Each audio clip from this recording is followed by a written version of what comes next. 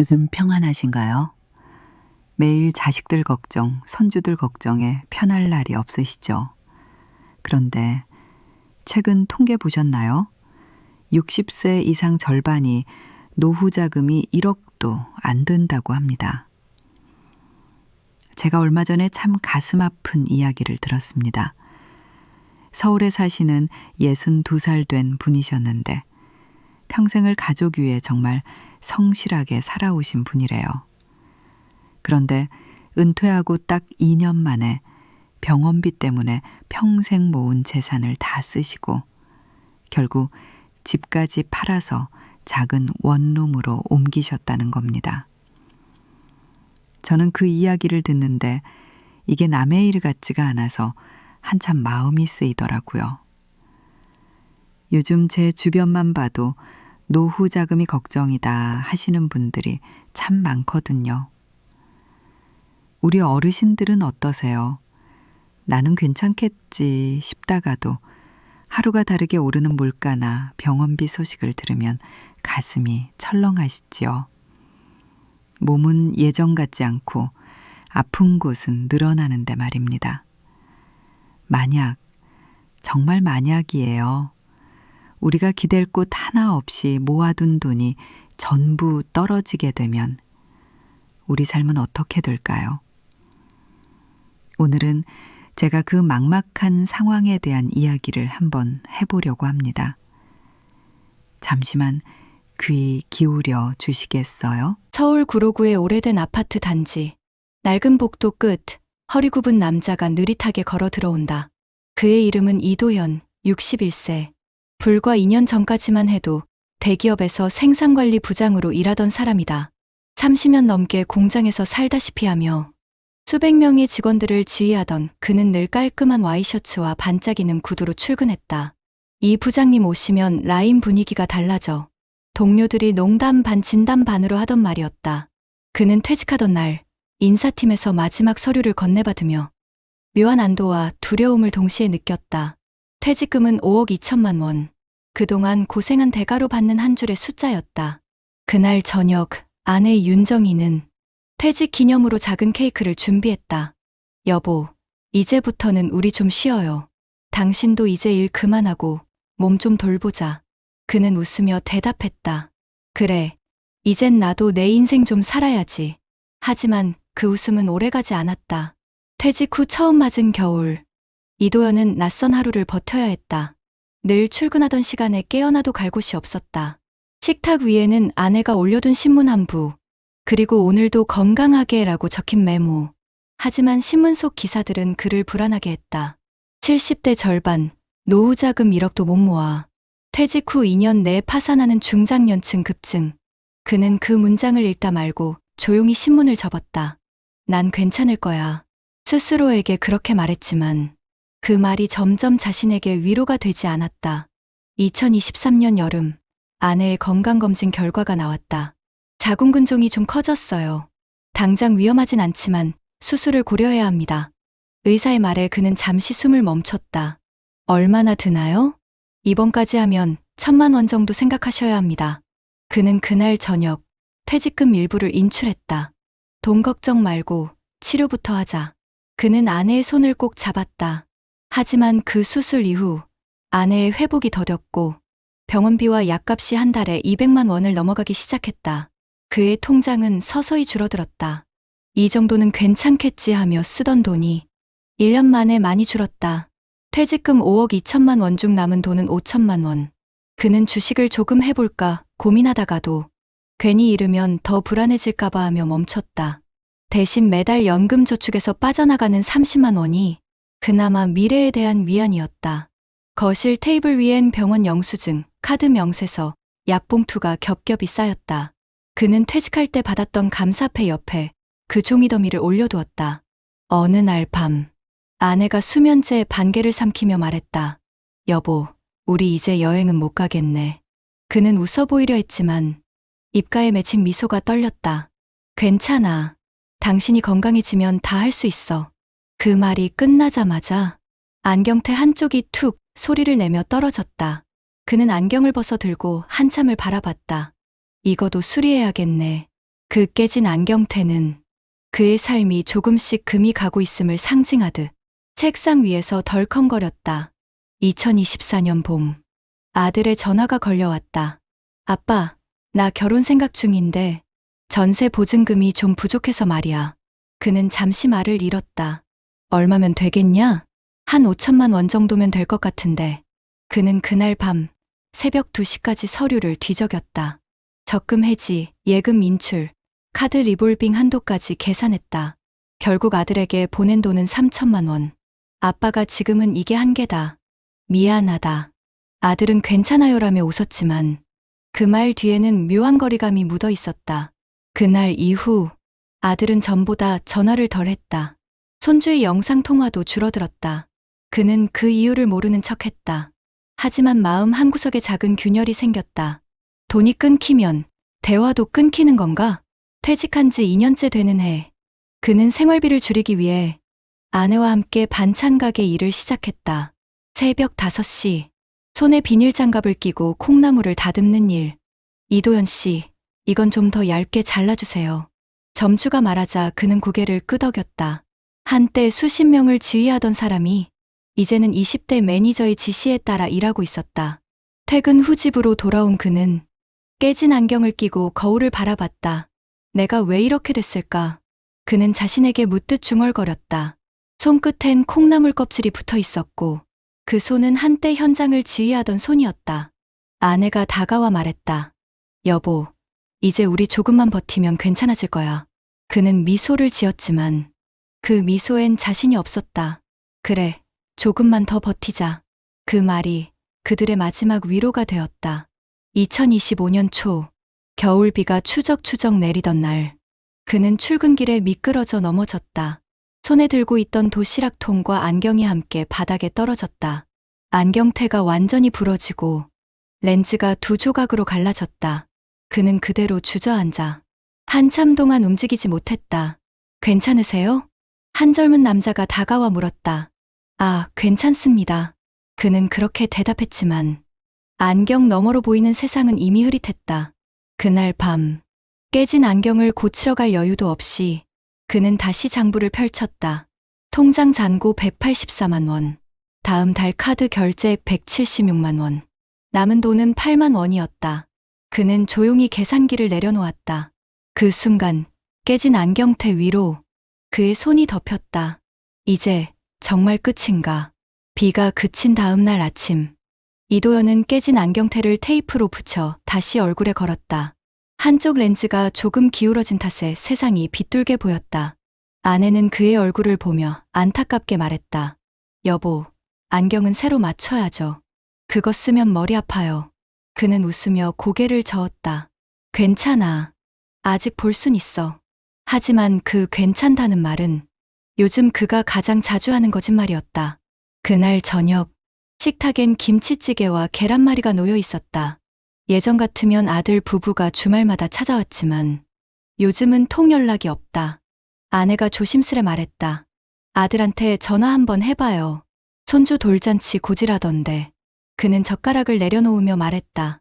괜히 부담 주기 싫어. 바쁘겠지.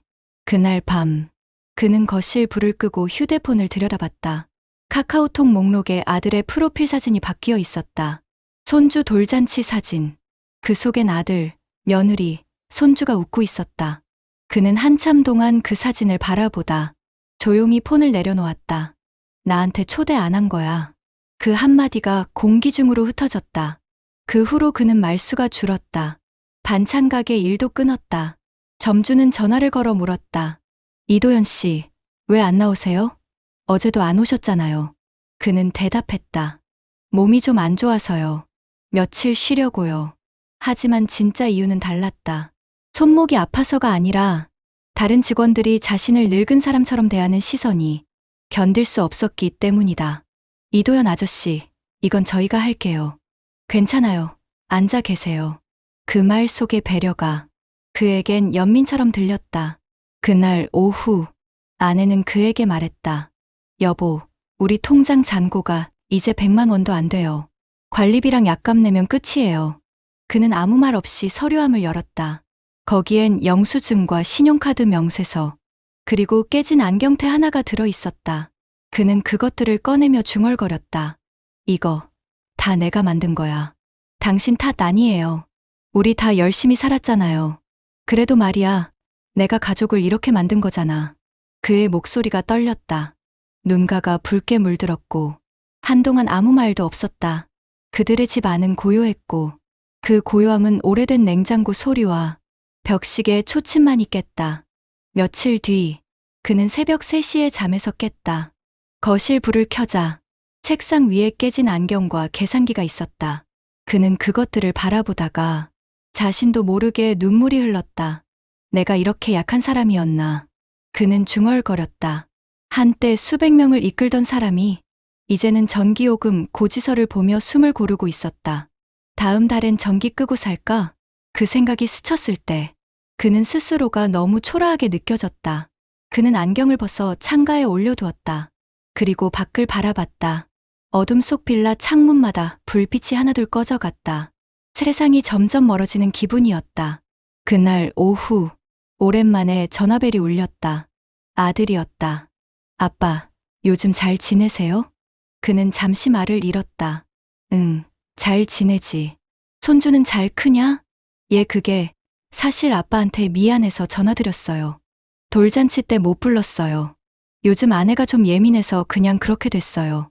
그는 잠시 침묵했다가 조용히 웃으며 말했다. 괜찮다. 인생 다 그런 거지. 전화를 끊은 뒤 그는 안경을 집어들었다. 테이프로 붙여진 그 안경을 닦으며 자신의 얼굴을 비춰봤다. 괜찮다라는 말이 입 밖으로 또 나왔다. 하지만 이번엔 울음이 섞여 있었다. 며칠 뒤 그는 집 앞 공원에 나갔다. 벤치 위에서 아이들이 뛰노는 모습을 한참 바라보다가 옆에 앉은 노인을 보았다. 아저씨, 매일 여기 나오시네요. 예, 사람 소리라도 들으려고요. 그 노인은 허어 웃었다. 나도 그래요.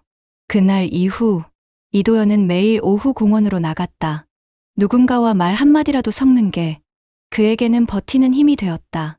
비록 돈은 거의 남지 않았지만 그의 얼굴엔 오랜만에 햇살이 닿았다. 2025년 봄, 그는 깨진 안경 대신 값싼 새 안경을 하나 샀다. 시력이 좀 달라졌네요. 안경점 주인의 말에 그는 웃었다. 예, 세상이 좀 흐릿해졌어요. 그는 집으로 돌아와 아내에게 말했다. 이젠 다시 보이네. 그녀는 묻지 않았다. 무엇이 다시 보이는 건지. 그저 그의 눈빛이 전보다 맑아진 걸 느꼈다. 그날 밤, 그는 오래된 파일을 꺼내 들었다. 영수증, 카드 명세서, 약봉투. 그것들을 천천히 찢어 휴지통에 넣었다. 그리고 창문을 열었다. 봄바람이 들어왔다. 이제 다시 시작해야지. 그의 안경 너머로 보이는 세상은 아직 완전히 망가지지 않았다. 조금 흐릿하지만 여전히 살아있었다. 이도연의 이야기는 누구에게나 닥칠 수 있는 현실이다. 그는 돈이 없어 무너졌지만 결국 깨달았다. 돈보다 무서운 건 마음이 무너지는 순간이라는 걸. 여러분, 혹시 지금 통장을 보며 나도 언젠가 저렇게 될까 하는 두려움을 느끼신다면 기억하세요. 늦지 않았습니다. 오늘 하루 아주 작은 준비라도 시작하는 것. 그게 우리 노후를 지키는 첫걸음입니다. 여러분 어떠시나요? 위의 사례는 정말 비참하고 서글픈 인생 아닌가요? 하지만 지금부터 소개해드리는 사례는 정반대의 선택으로 행복한 노후를 보내고 있는 한 사람의 이야기입니다. 서울 서대문구의 한 작은 단독주택. 햇살이 부엌 유리창을 타고 들어와 식탁 위에 놓인 두꺼운 낡은 공책을 비춘다. 그 공책은 세월의 때가 묻어 누렇게 변했지만 페이지마다 빼곡히 적힌 숫자와 짧은 메모에는 한 사람의 인생이 고스란히 담겨 있다. 그 공책의 주인은 한상호, 전직 대기업 회계팀 부장이었다. 그는 회사에서 돈의 흐름을 다루던 사람이었지만 무엇보다 자신의 인생 회계도 정확히 계산하던 사람이었다. 나는 숫자를 믿었지. 감정으로 살면 후회가 남지만 계산은 절대 나를 배신하지 않더라고. 그가 웃으며 한 말이었다. 20년 전, 그가 43이던 해에 IMF 후유증으로 회사가 구조조정을 단행했다. 그때 그는 처음으로 퇴직이라는 단어를 눈앞에 두고 깨달았다. 언젠가 나도 이 자리를 떠나겠구나. 그날 이후 한상호는 매일 밤 30분씩 가계부를 썼다. 그는 가계부 첫장에 이렇게 적었다. 언젠가 회사를 떠나도 숫자는 내 편이어야 한다. 그의 수첩에는 식비 45만 원, 38만 원으로 절약, 연금 저축 매달 40만 원 자동이체, ETF 장기 적립 월 20만 원. 이런 기록이 수백 페이지에 걸쳐 적혀 있었다. 그의 아내 박정민. 처음엔 불평했다. 여보, 그렇게 아끼면 우리가 언제 즐기고 살아? 그는 웃으며 대답했다. 지금 조금 덜 쓰면 나중엔 우리가 남 눈치 안 보고 쓸 수 있잖아. 그 말은 당시엔 지루한 원칙처럼 들렸지만 지금은 두 사람의 인생을 바꾼 철학이 되었다. 그는 퇴직 10년 전부터 회사 퇴직금 예상액을 엑셀로 계산해봤다. 3억 5천만 원 정도 나오겠군. 그는 그 숫자에 맞춰 계획을 세웠다. 50대 초반 대출 3천만 원 조기 상환, 50대 중반 연금 저축 추가 불입, 50대 후반 주택 리모델링 대신 도심, 근교 전세로 이동. 아내는 처음엔 반대했다. 우리 집인데 왜 나가요? 그는 조용히 말했다. 집이 중요한 게 아니라 남은 시간이 중요하잖아요. 그는 보유 자산보다 현금 흐름이 중요한 시대라는 걸 누구보다 먼저 깨달았다. 그의 노트에는 이런 문장이 적혀 있었다. 집값은 통장에 찍히지 않는다. 2023년 봄, 그는 33년 만에 퇴직했다. 퇴직금 3억 5천만 원. 그중 1억 원은 바로 연금형 상품으로 옮겼다. 매달 42만 원씩 돌려받는 조건이었다. 남은 5천만 원 중 일부는 비상금, 나머지는 아내 명의로 적금과 투자에 분산했다. 퇴직식 날, 그는 부서 후배들에게 말했다. 앞으로는 돈보다 시간을 관리하는 게 더 어려울 거야. 그 말은 그가 평생 계산하며 살아온 사람다운 인사였다. 그의 하루는 퇴직 전보다 더 바빠졌다.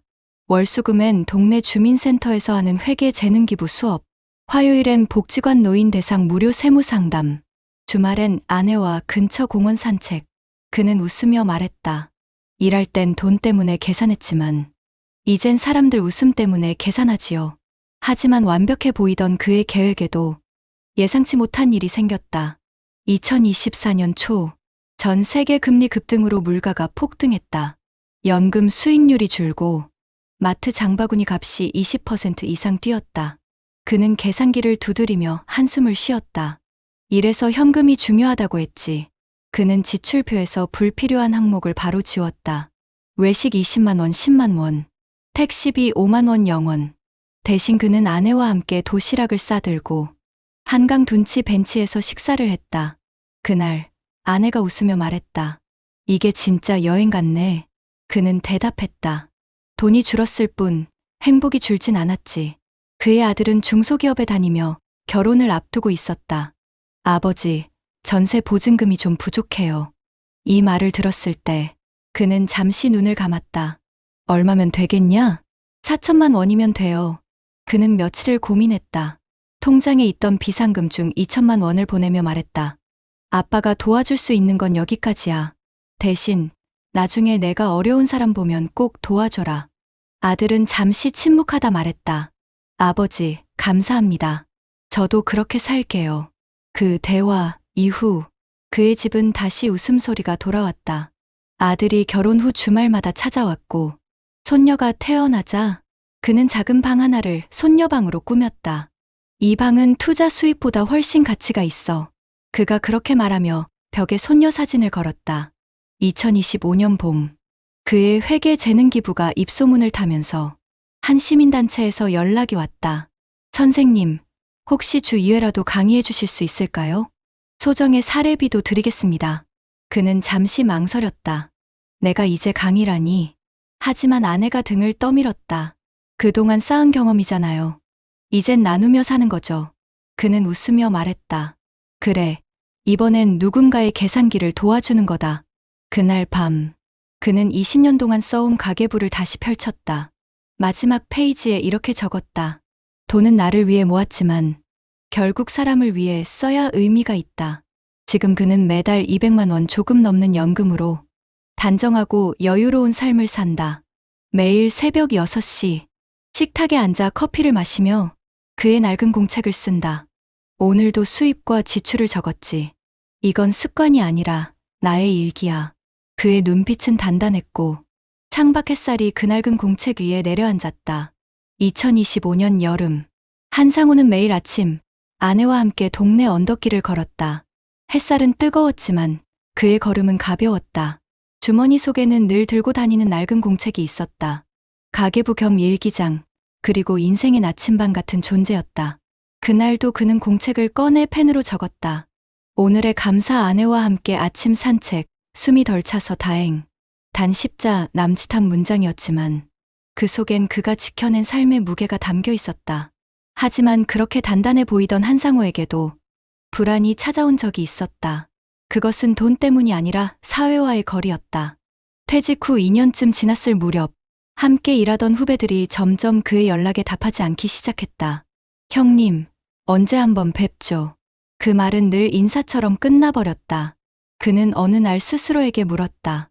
나도 이제 세상에서 멀어진 걸까? 그때 복지관에서 연락이 왔다. 선생님, 회계 재능기부 수업 듣던 분들이 감사하대요. 혹시 정식 강좌로 한번 진행해 보시겠어요? 처음엔 주저했다. 내가 무슨 선생님이야. 이제 늙었는데. 아내가 웃으며 말했다. 당신처럼 인생 계산 잘한 사람이 어디 있다고. 그 말에 용기를 얻은 그는 강의를 시작했다. 첫 수업 날, 그는 칠판에 커다랗게 가계부는 기억의 기록입니다라고 썼다. 수강생들은 대부분 60대, 70대였다. 퇴직금 다 썼어요. 자식 결혼시키고 나니 남은 게 없네요. 그들의 이야기를 들으며 그는 자신이 왜 이 일을 하는지 깨달았다. 그가 가진 지식은 누군가의 삶을 다시 세우는 도구가 될 수 있었다. 그는 수업이 끝날 때마다 이렇게 말했다. 돈을 얼마나 벌었는지가 아니라 돈을 얼마나 오래 지켜냈는지가 노후를 결정합니다. 그 말을 들은 사람들은 고개를 끄덕였다. 그들 중 몇 명은 한상우에게 찾아와 말했다. 선생님 덕분에 저도 가계부 쓰기 시작했어요. 이제야 마음이 조금 편해졌어요. 그는 그 말을 들을 때마다 자신이 회사에서 성과급을 받던 때보다 훨씬 큰 보람을 느꼈다. 그날 저녁, 아내와 함께 저녁을 먹으며 그는 말했다. 예전엔 숫자만 보였는데 이젠 그 숫자 안에 사람이 보여. 아내가 미소 지었다. 그래서 내가 당신을 좋아하지. 그들은 그렇게 사소한 농담을 주고받으며 웃었다. 창문 밖으로 석양이 붉게 내려앉았다.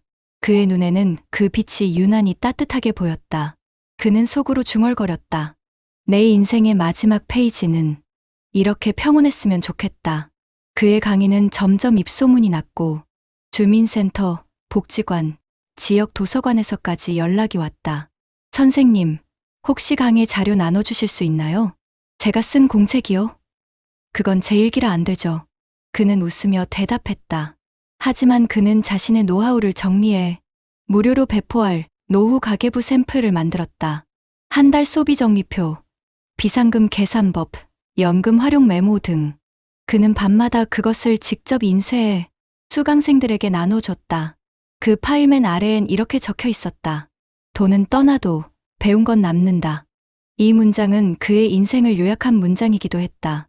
2025년 가을, 그는 연금 외에도 소규모 자문 활동을 병행하게 되었다. 재무지식이 부족한 시니어 커뮤니티에서 월 30만 원 정도의 사례비를 주며 그를 불렀다. 그는 말했다. 이 돈이 크진 않지만 나에게는 자존심이야. 그의 삶은 더 이상 버티는 삶이 아니었다.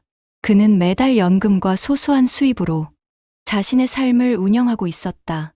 통장에 찍히는 금액은 크지 않았지만 그에게 그 숫자는 안정과 존엄의 상징이었다. 겨울이 다시 찾아왔다.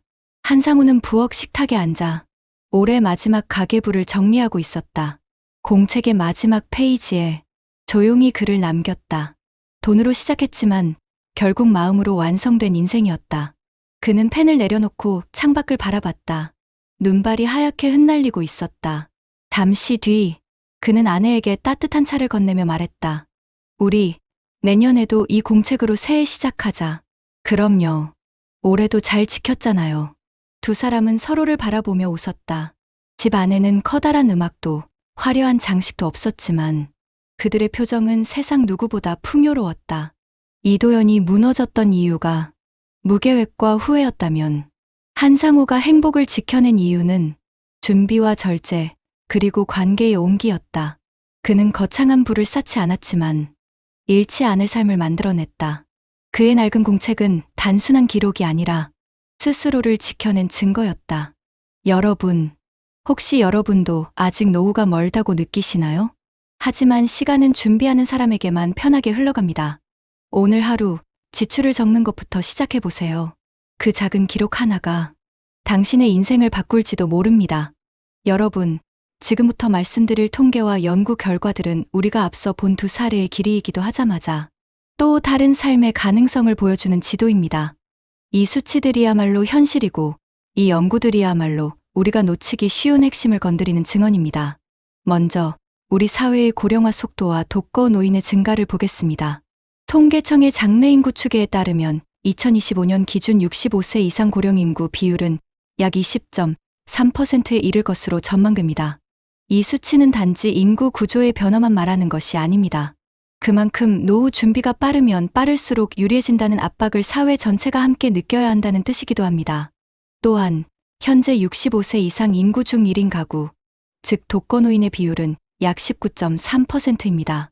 이는 노후에 경제적 정서적으로 힘든 상황이 오면 도움을 청할 대상마저 없는 고립된 상황이 현실이 될 수 있음을 보여줍니다. 그렇다면 노후의 삶의 질, 만족감, 행복감에 영향을 주는 요인은 무엇일까요? 국내외 여러 연구들은 단순히 돈이나 자산만이 아니라 사회활동, 인간관계, 건강 상태 등이 더 핵심적인 역할을 한다고 지적합니다. 한국에서 수행된 한 연구를 보면 노인의 삶의 만족도에 영향을 미치는 요인들을 살펴본 결과 가족관계, 경제 수준, 건강, 주거 조건, 복지 서비스 이용, 봉사활동, 사회활동 등이 모두 의미 있는 변수로 나타났습니다. 그 중에서도 가족 및 친구와의 관계와 사회활동 참여는 특히 강한 영향력을 보였다는 결과가 나왔습니다. 즉, 재산이 많더라도 사회에서 단절되거나 외부 활동 없이 지내면 만족도가 낮아질 가능성이 높다는 뜻입니다. 또 다른 연구에서는 노인의 자산 수준이 삶의 만족도에 긍정적으로 작용한다는 사실이 밝혀졌습니다. 흥미로운 점은 자산이 많은 노인이 공식적 비공식적 사회활동에 더 많이 참여하게 되고 이런 사회활동 참여가 다시 삶의 만족도를 높이는 매개 역할을 한다는 것이었습니다. 즉, 단순히 재산이 많다는 게 아니라 그 재산이 사람을 연결하고 활동하게 만드는 통로 역할을 해야 진정한 만족감을 준다는 의미입니다. 건강과 삶의 만족의 관계도 무시할 수 없습니다. 한국의 한 연구에서는 노인의 건강 상태가 삶의 만족도와 매우 유의미한 관계를 보였고 그 경로 중 사회 참여와 경제활동이 매개 또는 조절 역할을 하는 경우가 많다고 밝혔습니다. 이는 건강이 나쁘더라도 사회 참여 기회가 열려 있고 활동을 유지하는 사람들의 삶 만족이 더 유지될 수 있다는 시사점을 줍니다. 또한 노인의 삶의 만족에 영향을 미치는 요인을 다룬 국내 논문에서도 경제적 요인 외에 사회적 지지, 친구육 관계, 사회활동 등이 만족도에 매우 중요한 요인으로 나타났습니다. 즉, 물질적 풍요만으로는 부족하고 관계나 활동이 함께 뒷받침될 때 진짜 행복이 가능하다는 것입니다. 마지막으로 고령자 통계에서도 눈여겨볼 만한 지표가 있습니다. 2023년 고령자 통계에 따르면 65세 이상 고령자 가운데 일하는 고령자의 고용률은 36.2%로 지난 10년간 6.1%포인트 상승했습니다. 흥미롭게도 이 일하는 고령자들은 본인의 건강 상태가 더 낫다고 느끼는 비율이 높고 스트레스를 덜 느낀다는 보고도 있습니다.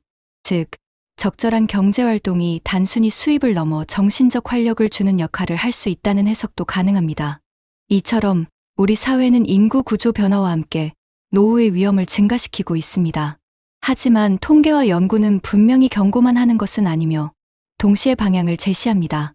돈만 많다고 행복한 노후가 보장되는 건 아니며 돈과 활동, 관계, 건강이 조화를 이룰 때 삶의 만족과 존엄이 유지된다는 것을 이 지표들이 우리에게 말해주고 있습니다. 그렇다면 우리가 본 두 사례 몰락한 이도현과 준비된 한상우 사이의 큰 격차는 무엇일까요? 단지 개인의 선택만이 아니고 제도와 정책이 얼마나 큰 역할을 하는지도 분명히 보입니다. 이제 저는 전문가들이 제안하는 방향과 지금 대한민국 정부 및 지자체가 이미 시행 중이거나 계획 중인 정책, 그리고 해외 사례를 섞어 여러분이 실제로 기대할 수 있는 해결책을 말씀드리겠습니다. 먼저 국내 정부 차원에서 눈여겨볼 정책이 있습니다. 2025년 현재 보건복지부는 의료 요양 돌봄 통합 지원 시범 사업을 전국 229개 시 군구로 확대하였습니다.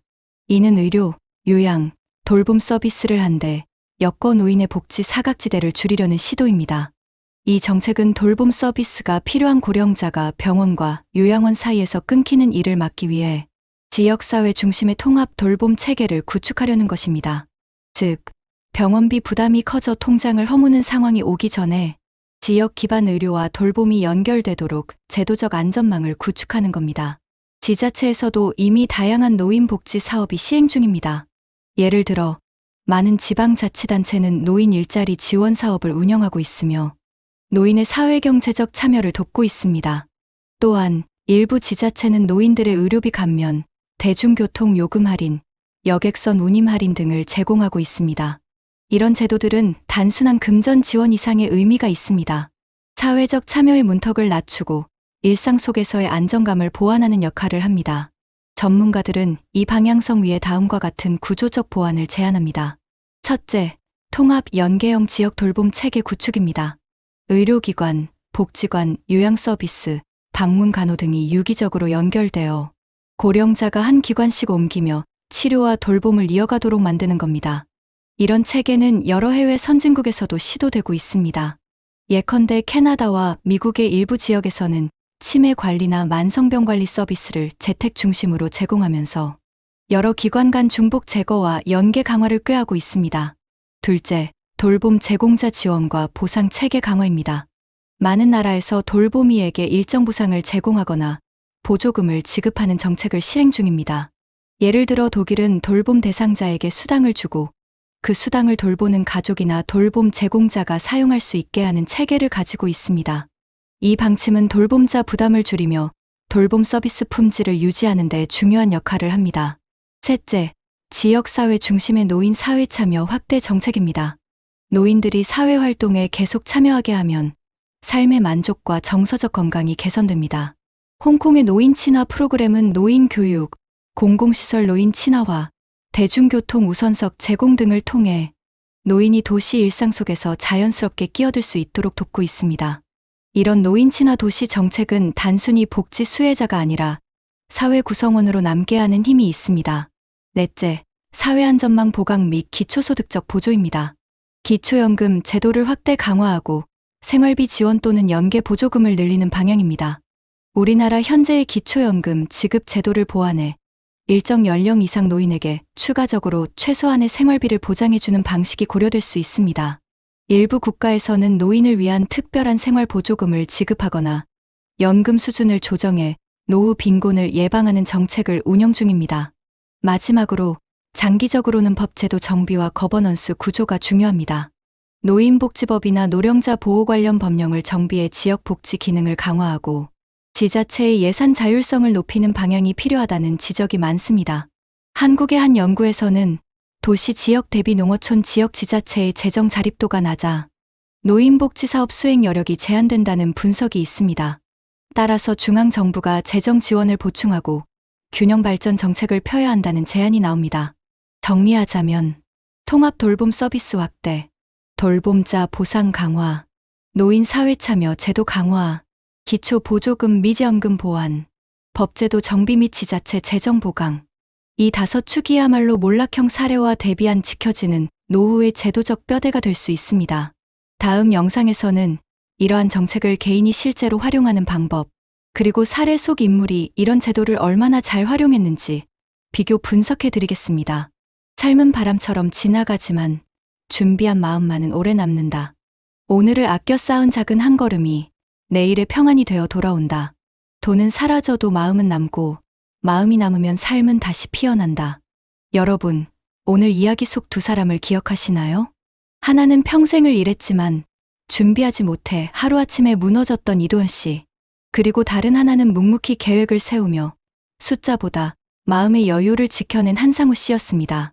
이도현 씨의 노후는 불안과 두려움, 그리고 후회로 가득했죠. 아내의 병원비를 감당하지 못해 잠 못 이루던 밤, 자식에게 손을 내밀며 느낀 그 모멸감은 많은 어르신들이 공감하는 현실의 그림자였습니다. 반면 한상우 씨의 하루는 조금 달랐습니다. 그는 거창한 부자가 아니었습니다. 하지만 은퇴 전에 꼼꼼히 계획을 세우고 매일의 가계부와 작은 습관으로 자신을 다스렸습니다.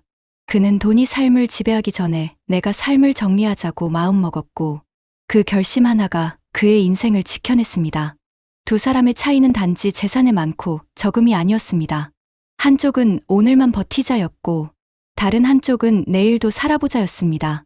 그 작은 마음가짐이 결국 삶의 품격과 존엄을 갈랐습니다. 여러분, 우리는 모두 언젠가 그들과 같은 길 위에 서게 됩니다. 누구도 시간 앞에서 예외는 없습니다. 하지만 어떤 길로 걷느냐는 오롯이 우리의 선택에 달려 있습니다. 혹시 지금도 이런 생각을 하고 계신가요? 이제 와서 뭘 준비하겠어? 이미 늦었지. 그렇지 않습니다. 오늘 하루, 단 10분만이라도 자신을 위해 시간을 쓰는 그 순간, 당신의 노후는 이미 달라지고 있습니다. 은행 통장을 채우는 일보다 당신의 마음을 채우는 시간이 더 중요할 때가 있습니다. 누군가에게는 돈이 전부일지 모르지만 우리에겐 준비된 마음이 전부입니다. 한상우 씨는 지금도 매일 아침 공책에 이렇게 쓴다고 합니다. 오늘의 감사, 숨이 덜 차서 다행. 그 단순한 문장은 수억짜리 자산보다 더 귀한 삶의 증거입니다. 그는 이제 지역복지관에서 무료 강의를 하며 자신이 배운 삶의 지혜를 다른 사람들과 나누고 있습니다. 그를 찾아온 어르신들은 입을 모아 말합니다. 선생님 덕분에 저도 다시 살아보고 싶어요. 그의 미소 속에는 자존심이 있고 평안이 있고 내가 아직 세상에 필요한 사람이다라는 확신이 있습니다. 그는 돈이 아니라 존중을 얻었고 혼자가 아니라 함께 살아가고 있습니다. 여러분, 우리 모두 한상우 씨처럼 남은 인생을 지키는 준비된 사람이 되었으면 좋겠습니다. 노후는 돈만이 아니라 건강, 관계, 그리고 마음의 평온이 함께 어우러져야 합니다. 그래서 오늘 이 영상을 마치며 여러분께 꼭 드리고 싶은 말이 있습니다. 지금 통장을 열어보며 불안하시다면 당장 그 숫자에 매달리지 마세요. 대신 오늘 하루를 어떻게 보낼지, 내일을 위해 어떤 작은 습관을 시작할지를 생각해 보세요. 그 생각 하나가 미래를 바꿀 씨앗이 될 겁니다. 한 시인은 이런 말을 남겼습니다. 늦게 핀 꽃은 더 오래 향기롭다. 혹시 지금 시작이 늦었다고 느껴지시나요? 괜찮습니다. 당신의 인생은 아직 끝나지 않았고 당신의 내일은 오늘의 마음으로 충분히 다시 피어날 수 있습니다. 이도현 씨처럼 무너지는 삶을 탓하지 마세요. 그의 이야기는 경고가 아니라 우리 모두에게 주어진 두 번째 기회의 초대장입니다. 그리고 한상우 씨의 이야기는 그 초대에 응한 사람의 증거입니다. 당신이 선택할 길은 무엇입니까? 불안과 두려움에 머물 것인가? 아니면 작지만 단단한 평안을 쌓아갈 것인가요? 마지막으로 이렇게 말씀드리고 싶습니다. 여러분, 우리가 돈을 모으는 이유는 언젠가 행복을 사기 위함이 아니라 후회하지 않기 위함입니다. 우리의 노후가 눈물이 아닌 미소로 채워지길, 우리의 인생이 두려움이 아닌 평온으로 마무리되길, 그렇게 오늘 하루 한 걸음이라도 내딛어 보셨으면 합니다. 삶의 끝에서 남는 것은 돈이 아니라 준비된 마음입니다. 오늘의 작은 결심이 내일의 평안을 만듭니다. 그러니 지금 당신의 노후를 위해 첫걸음을 내딛어 보세요. 여러분이 행복해야 자식도 행복합니다. 그리고 여러분이 평안해야 세상도 따뜻해집니다. 오늘 이 순간이 여러분의 인생을 바꾸는 시작이 되길 바랍니다. 요즘 여러분 뉴스를 보며 이런 생각 해보신 적 없으신가요? 내 노후를 믿고 맡긴 주식 정말 안전할까? 최근 서울에 한 60대 남성이 있었습니다. 퇴직금 8천만 원을 안정적인 배당 ETF라며 투자했지만 불과 6개월 만에 원금의 절반이 사라졌습니다. 더 끔찍한 건 이분만의 일이 아니라는 겁니다. 요즘 50대, 60대 사이에서 주식으로 연금 만들기가 유행처럼 번지고 있죠. 삼성전자, 테슬라, AI, 양자 컴퓨터 관련 주까지 다들 한 번쯤 들어보셨을 겁니다. 하지만 여러분, 이 열풍의 뒤에는 냉혹한 현실이 있습니다. 국민연금으로는 한 달 생활비도 안 되고 금리는 물가를 못 따라가니까 결국 다들 마지막 희망을 주식에 걸고 있는 겁니다. 그런데 혹시 아시나요? 60대 이상 투자자의 40%가 최근 1년간 실제 손실을 봤다는 사실을. 지금도 수많은 분들이 이대로 괜찮을까 하는 불안감 속에 잠을 이루지 못하고 있습니다. 당신의 노후를 지켜줄 거라 믿었던 그 주식, 정말 당신 편일까요? 제가 그 억울한 사연을 말씀드릴 테니 제발 끝까지 들어주세요. 경기도 용인 수지구의 한 아파트. 해질 무렵의 작은 거실에는 형광등 불빛이 희미하게 번지고 있었다. 책상 위에는 주식으로 내 노후를 바꾼 사람들이라는 두꺼운 책이 펼쳐져 있었다. 그 책을 읽던 사람은 62살의 정혜수 씨였다. 한때 중견 전자부품회사에서 30년간 근무하며 정 부장이라 불리던 사람이었다. 그의 퇴직금은 1억 5천만 원. 퇴직식 날 동료들은 축하한다고 웃었지만 정 씨는 그날 밤 집에 돌아와 오래된 소파에 앉아 한참을 멍하니 있었다. 이 돈으로 앞으로 30년을 살아야 하는데 그 생각이 머리를 짓눌렀다. 그날 이후 그는 매일 새벽 유튜브에서 50대 주식 투자법, 은퇴자 배당 ETF라는 영상글을 찾아보기 시작했다. 어느 순간부터 책상 위에는 주식 관련 서적이 쌓여갔다. 아내 이선영 씨는 그 모습을 보며 한숨을 쉬었다. 여보, 이제 좀 쉬어. 젊을 때도 밤새 회사 일만 하더니 퇴직하고도 또 이러면 어떡해. 이제부터가 시작이야. 회사는 끝났지만 인생은 아직 안 끝났잖아. 정 씨는 그렇게 스스로를 다독였다. 그는 국민연금으로 한 달 80만 원 정도를 받을 예정이었지만 월세관리비 보험료를 빼면 남는 게 없었다. 은행이자는 물가를 못 따라가는데 가만히 있으면 노후는 망한다는 말이 머릿속에서 떠나지 않았다. 그의 첫 투자 종목은 삼성전자였다. 이 회사는 나라가 망하지 않는 이상 절대 안 망한다는 믿음이었다. 하지만 며칠 뒤 그는 유튜브에서 테슬라 2배 ETF 광고를 봤다. 요즘 50대, 60대가 테슬라로 인생 역전했다는 문구가 화면에 번쩍였다.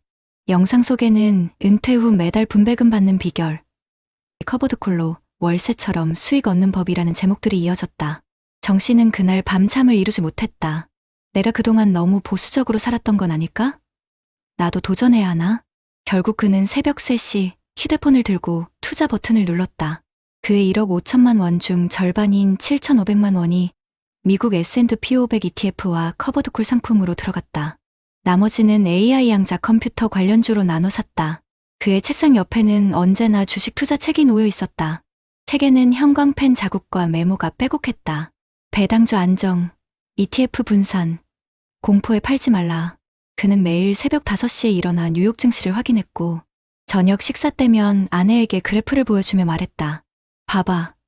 오늘은 3% 올랐어. 이제 우리도 월세 수입처럼 돈이 들어올 거야. 아내는 씁쓸하게 웃었다. 여보, 그게 진짜 월세처럼 꾸준히 들어오면 좋겠네. 하지만 2025년 봄, 미국 나스닥이 급락했다. AI 관련주와 테슬라 2배 ETF는 순식간에 30% 가까이 떨어졌다. 정 씨의 계좌에는 빨간 숫자가 아닌 짙은 파란색 손실 표시가 떠 있었다. 그는 처음엔 괜찮다고 생각했다. 장기 투자니까 괜찮아. 버티면 오르겠지. 그러나 손실이 40%를 넘어가자 밤마다 불면증이 찾아왔다. 그날도 새벽 2시, 정 씨는 불을 켜고 책상 앞에 앉아 있었다. 책상 위에는 반쯤 읽다 만 주식 투자 책이 열려 있었다. 책 귀퉁이에 이런 문장이 밑줄로 표시되어 있었다. 시장은 언제나 이성을 잃은 사람의 돈을 가져간다. 그 문장을 바라보며 그는 한참을 멍하니 있었다. 거실로 나온 아내가 다가와 조용히 물었다. 여보, 우리 이제 그만할까? 그냥 남은 돈이라도 지키자. 정 씨는 고개를 저었다. 아니야. 이건 잠깐 흔들리는 거야. 다들 이 시기를 지나야 성공하는 거야. 그의 목소리엔 다급함이 섞여 있었다.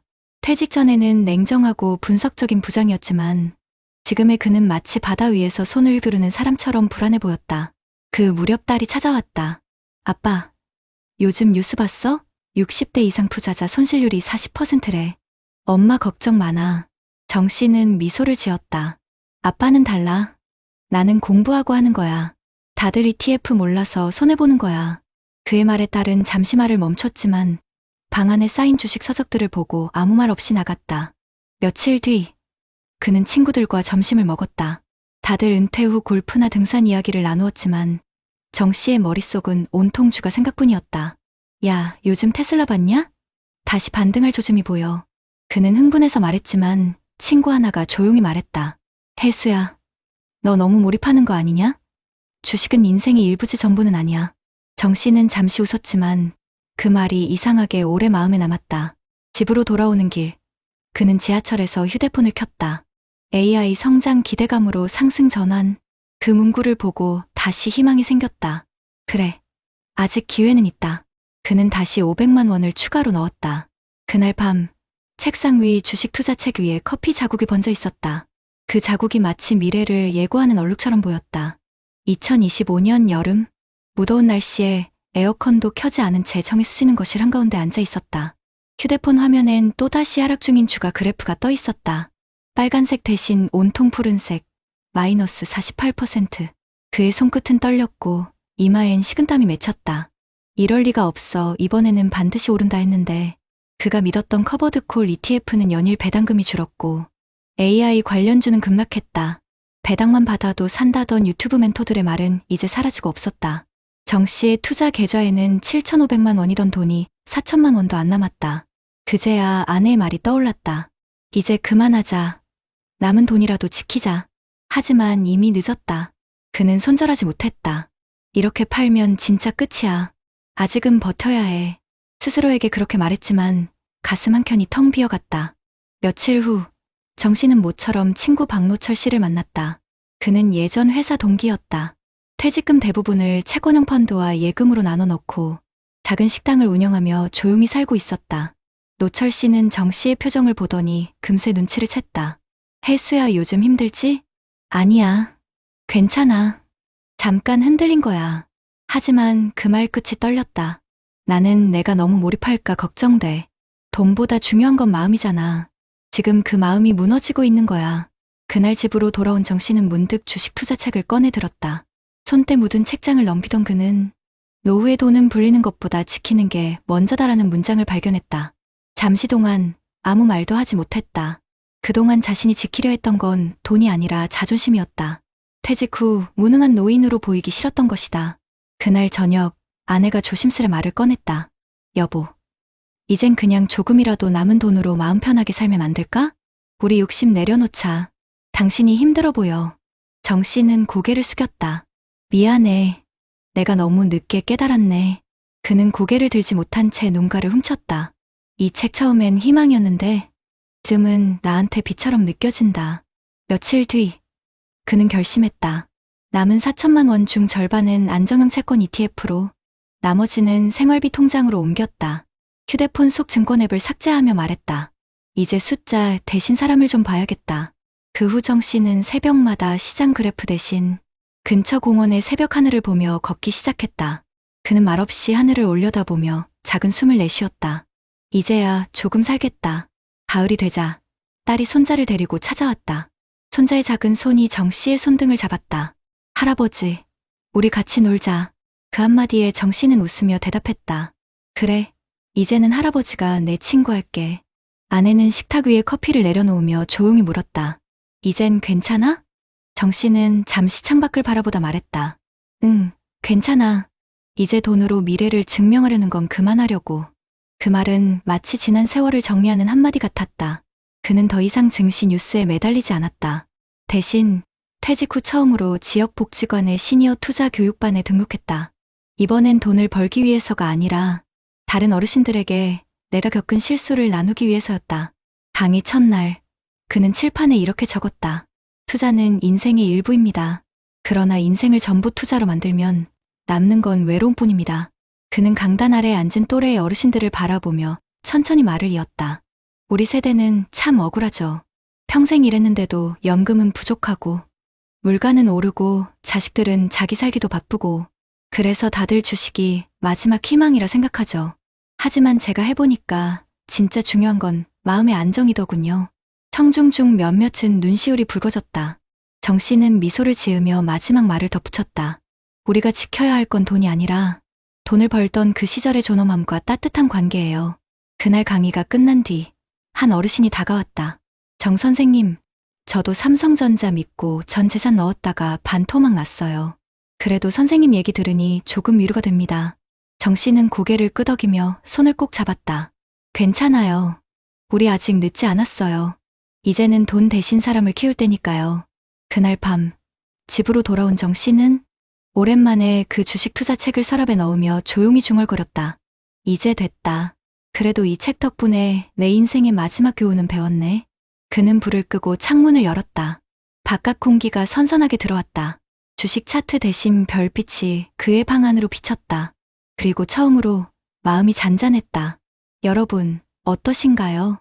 정혜수 씨의 이야기는 먼 얘기 같지만 지금 우리 세대가 마주한 현실입니다. 노후를 지키려던 주식이 오히려 마음을 무너뜨리지 않게 이제는 숫자보다 삶의 온도를 지켜야 할 때입니다. 여러분 어떠시나요? 위의 사례는 정말 비참하고 서글픈 인생 아닌가요? 하지만 지금부터 소개해드리는 사례는 정반대의 선택으로 행복한 노후를 보내고 있는 한 사람의 이야기입니다.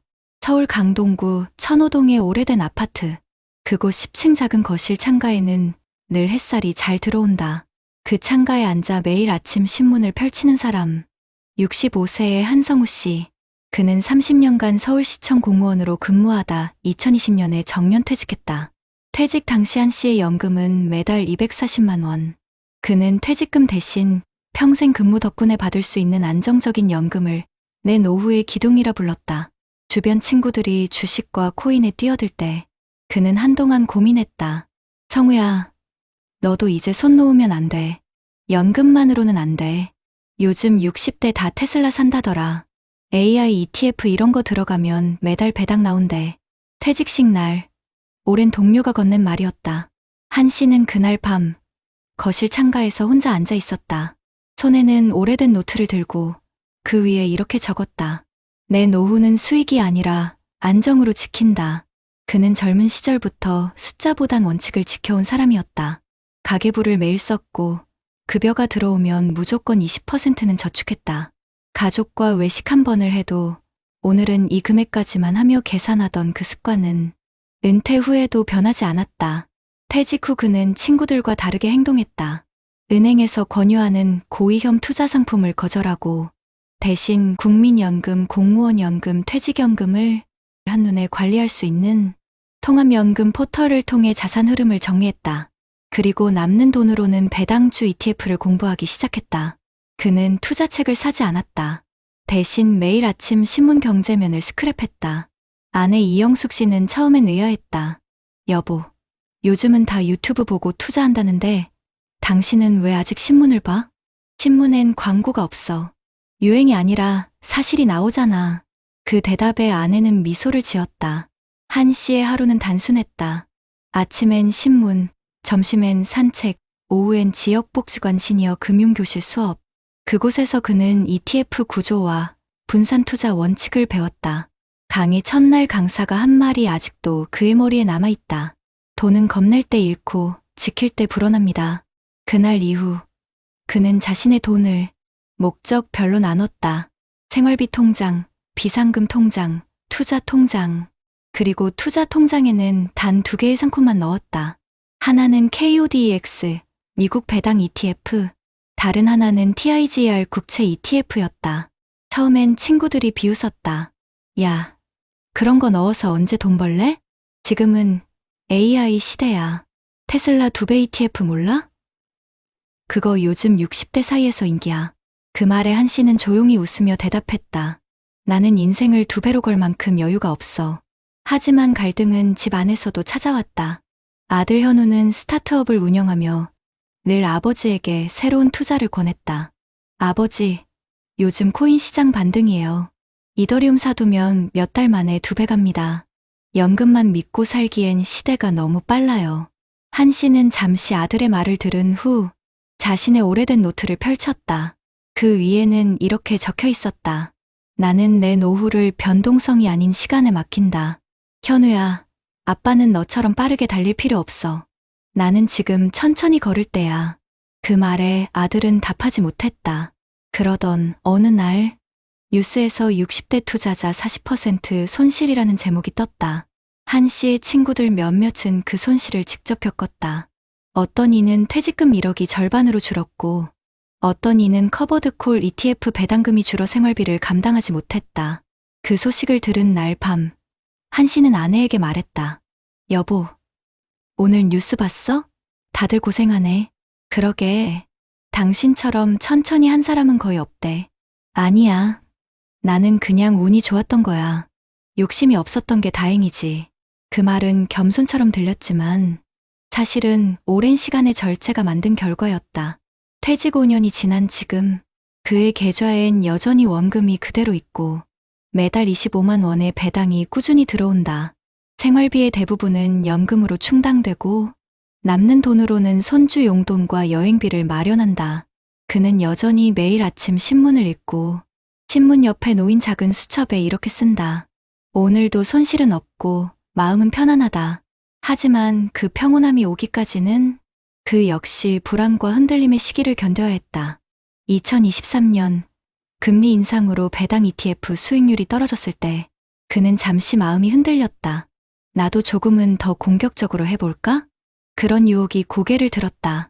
그러나 그는 그날 저녁 거울을 보며 혼잣말을 했다. 내 나이에 또다시 흔들리면 내 삶 전체가 흔들리겠지. 그는 조용히 노트를 덮었다. 그리고 다시 원칙으로 돌아갔다. 그날 이후 그의 삶엔 불안 대신 규칙이 자리했다.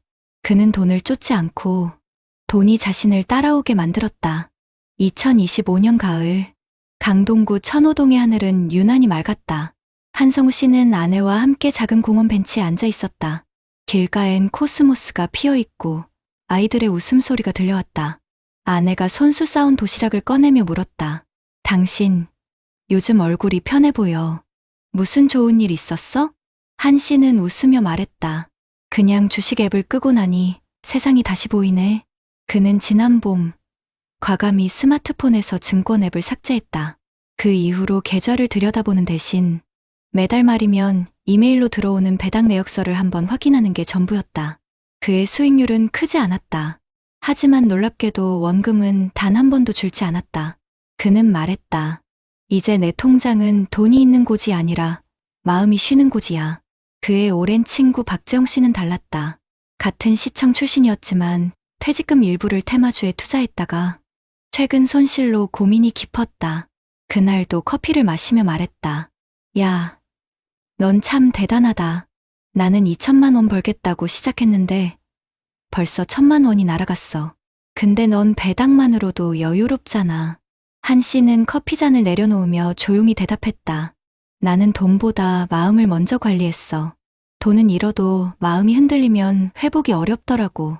그 말에 친구는 잠시 아무 말도 하지 못했다. 그들은 오래도록 커피잔을 사이에 두고 묵묵히 앉아 있었다. 그날 밤, 한 씨는 아내와 함께 저녁을 먹었다. 팁 50대, 60대 노후 준비, 실패 사례에 대한 뉴스가 흘러나왔다. 은퇴 후 공격적인 투자에 나섰던 60대 남성, 최근 급락으로 생활고에 시달리며 극단적인 선택. 그 소식에 아내는 젓가락을 멈췄다. 참 무섭다, 그치? 당신은 정말 현명한 선택을 한 거야. 한 씨는 잠시 화면을 바라보다가 말했다. 아니야. 나도 그럴 뻔했지. 다만 운 좋게 욕심이 조금 덜했을 뿐이야.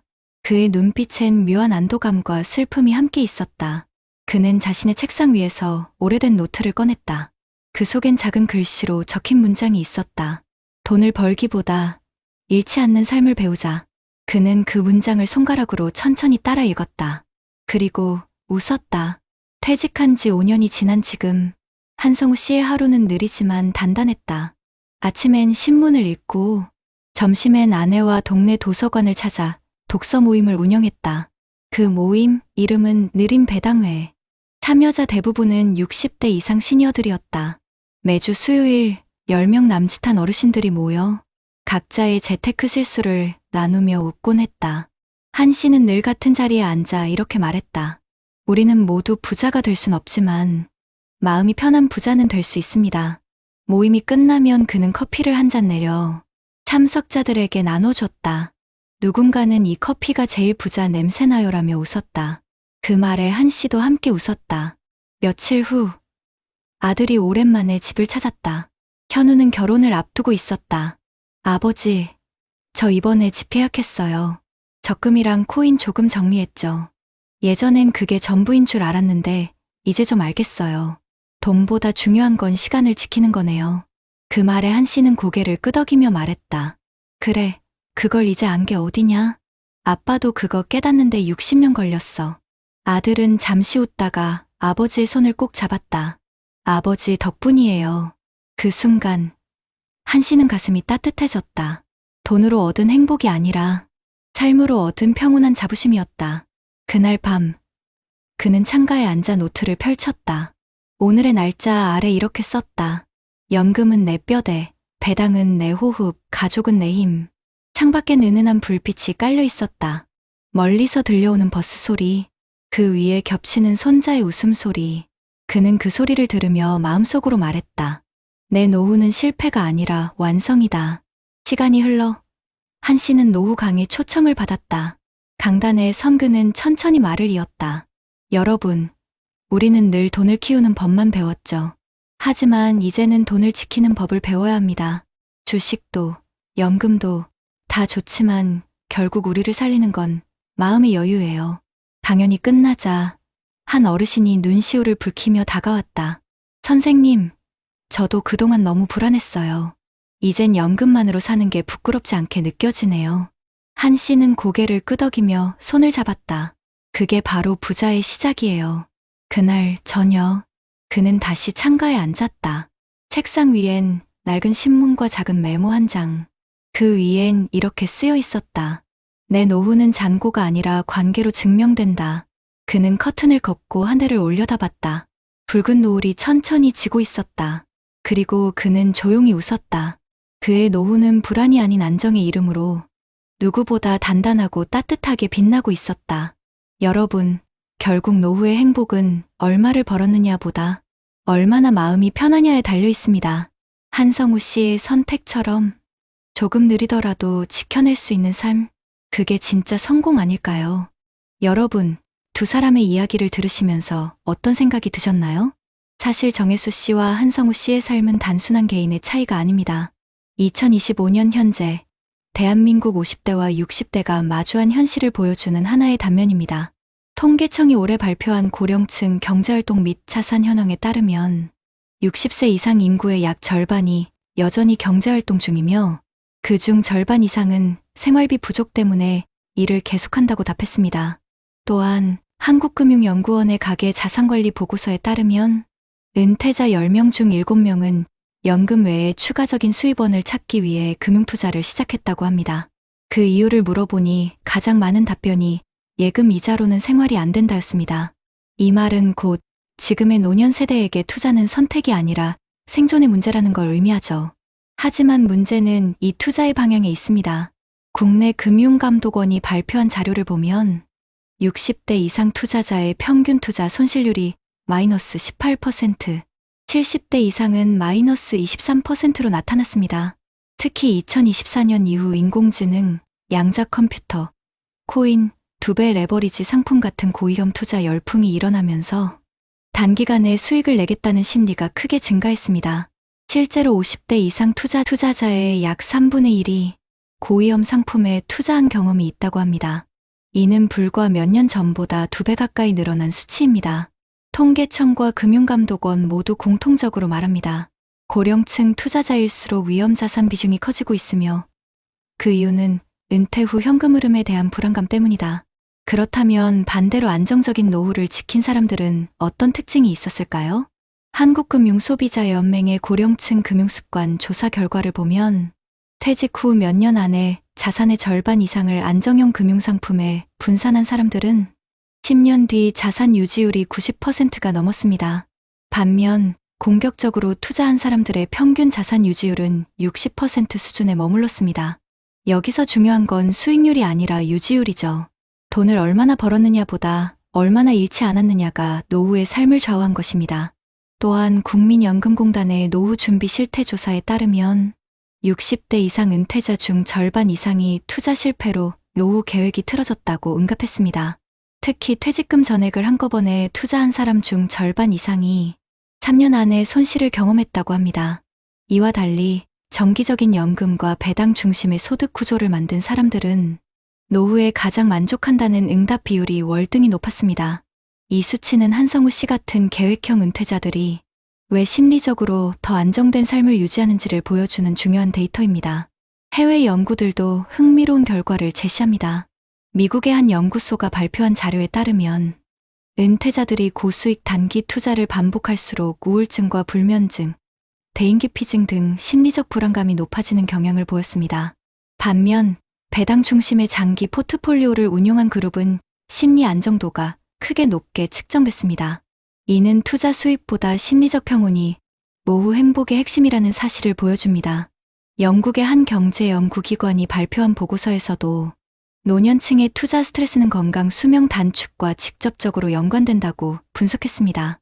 즉, 돈을 불리려는 과도한 스트레스가 결국 노후의 삶의 질을 무너뜨리는 셈입니다. 국내에서도 비슷한 흐름이 있습니다. 한국보건사회연구원이 발표한 고령층 정신건강과 금융불안의 상관관계 연구에서 최근 1년간 투자 손실을 경험한 60세 이상 남성의 40% 이상이 우울감과 무기력감을 호소했다고 밝혔습니다. 또한 투자 손실액이 수천만 원을 넘은 경우 1년 내 병원 진료율이 2배 이상 증가했다는 데이터도 있습니다. 이 보고서는 노년층의 재무 안정성이 곧 건강 안정성으로 이어진다고 결론 내렸습니다. 즉, 한성우 씨처럼 안정적인 수입 구조와 절제된 투자 습관을 가진 사람들은 심리적으로도 건강하고 사회적 관계를 유지하며 평균 행복지수가 훨씬 높다는 것입니다. 그런데 여러분, 여기서 더 주목해야 할 점이 있습니다. 2025년 현재 대한민국은 경제협력개발기구 국가 중 노인 빈곤율 1위, 그리고 노인 자살률 또한 매우 높은 수준이라는 뼈아픈 현실을 안고 있습니다. 한국의 노후 문제는 단순히 돈이 부족한 세대가 아니라 돈을 잃을까 두려워 투자에 몰리는 세대라는 점에서 더 심각하죠. 한국금융연구원의 보고서는 이렇게 요약합니다. 고령층의 금융 문제는 소득의 부족보다 금융 지식과 정보 비대칭에서 비롯된다. 즉, 정혜수 씨처럼 불안감에 밀려 유행하는 상품에 투자하는 사람들은 정보를 정확히 알지 못한 채 시장의 파도에 흔들리게 되고, 반대로 한성우 씨처럼 시간을 두고 공부하며 자신의 위험 감내 수준을 명확히 알고 투자한 사람들은 그 불안에서 벗어날 수 있다는 것입니다. 한 가지 더 흥미로운 점은 한국금융소비자보호원의 조사에서 은퇴 후 투자 손실을 경험한 사람 중 대부분이 투자 당시 상담을 받지 않았다는 결과가 나왔다는 겁니다. 즉, 전문가 조언 없이 지인의 추천이나 인터넷 영상만 보고 투자한 경우가 대부분이었습니다. 반면 금융교육을 받은 경험이 있는 사람들의 평균 수익률은 훨씬 높았고 손실률은 절반 이하로 줄었습니다.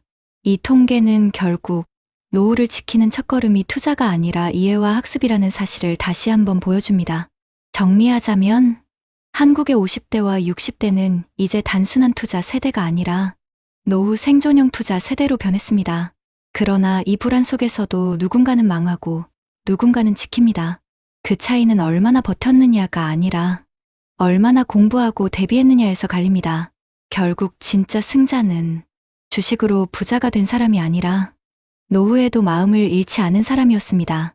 여러분, 우리가 지금까지 봐온 이야기 속 정혜수 씨와 한성우 씨의 삶은 결국 선택의 차이였습니다.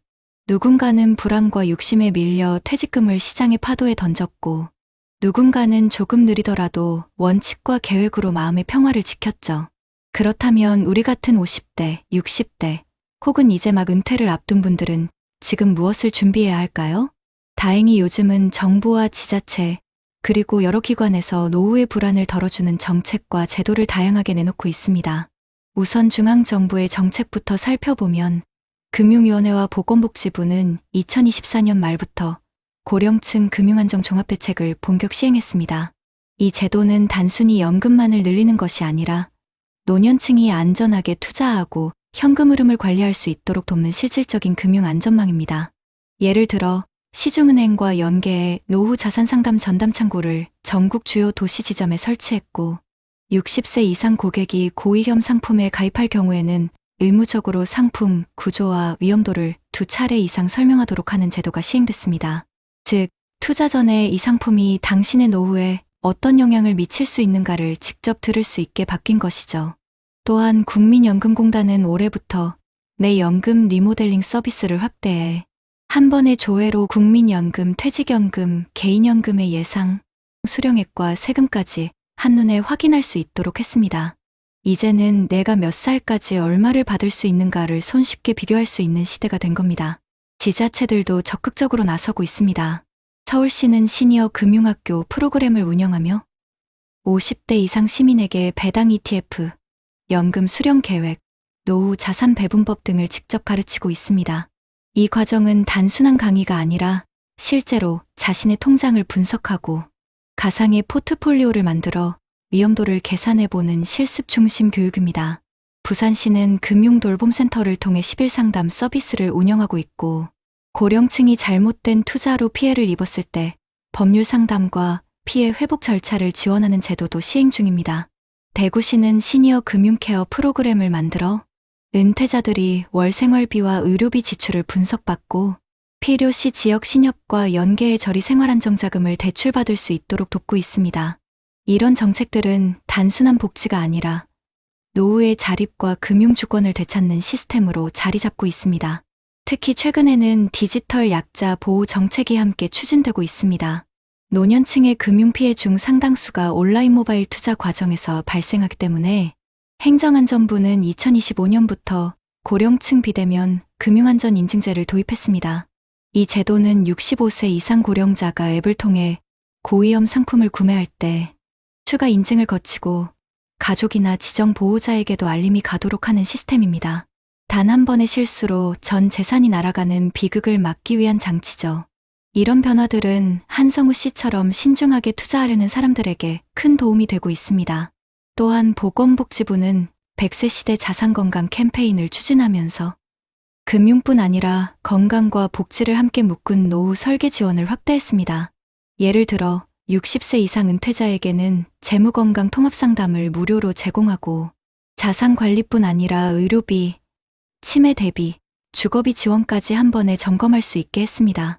이 서비스는 현재 서울, 부산, 광주 등 전국 10개 지역에서 시범 운영 중이며 향후 전 지자체로 확대될 예정입니다.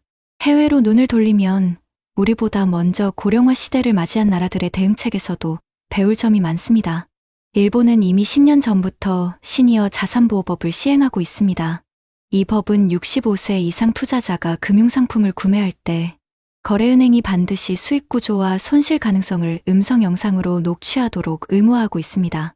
이 자료는 분쟁 발생 시 법적 증거로 사용됩니다. 또한 일본의 지방자치단체는 고령층 금융도우미 제도를 운영해 경제적으로 불안정한 어르신에게 금융전문가가 주기적으로 방문해 가계 지출과 투자 상황을 함께 점검해 줍니다. 우리나라의 금융돌봄센터도 이 제도를 모델로 만들어졌죠. 미국은 조금 다릅니다. 고령층의 무분별한 투자와 사기 피해를 막기 위해 시니어 투자자 보호법을 통해 금융기관이 이상 거래를 감지할 경우 자동으로 거래를 일시 중단하고 보호자나 당국에 즉시 알리도록 되어 있습니다. 이 제도는 실제로 수많은 고령층 피해를 막아내며 효과를 인정받았습니다. 또한 미국의 여러 주에서는 60세 이상 은퇴자에게 무료 재무상담 바우처를 제공해 은퇴자들이 개인 재정 계획을 전문가와 함께 세울 수 있도록 돕고 있습니다. 이러한 제도는 단순히 돈을 지키는 수준이 아니라 노년층이 스스로 경제적 결정을 내릴 수 있게 해주는 경제적 자립 시스템의 핵심으로 평가받고 있습니다. 이렇듯 세계 각국이 공통적으로 강조하는 것은 하나입니다. 고령층의 노후 안정은 복지의 문제가 아니라 금융교육의 문제다. 우리나라 역시 이 방향으로 가고 있습니다. 올해부터 전국 평생학습관과 주민센터에서는 고령층 자산관리 아카데미가 순차적으로 열리고 있으며 기초연금 수급자도 누구나 참여할 수 있습니다. 여기에서는 단순히 돈을 불리는 법이 아니라 투자 사기 예방, 합리적인 소비 계획, 세금 절약법까지 함께 배울 수 있습니다. 결국 핵심은 이겁니다. 퇴직금으로 승부를 보는 시대는 끝났습니다. 이제는 내 자산을 어떻게 안전하게 흘려보내고 어떤 구조로 평생 현금 흐름을 만들 것인가가 진짜 노후의 승부처입니다.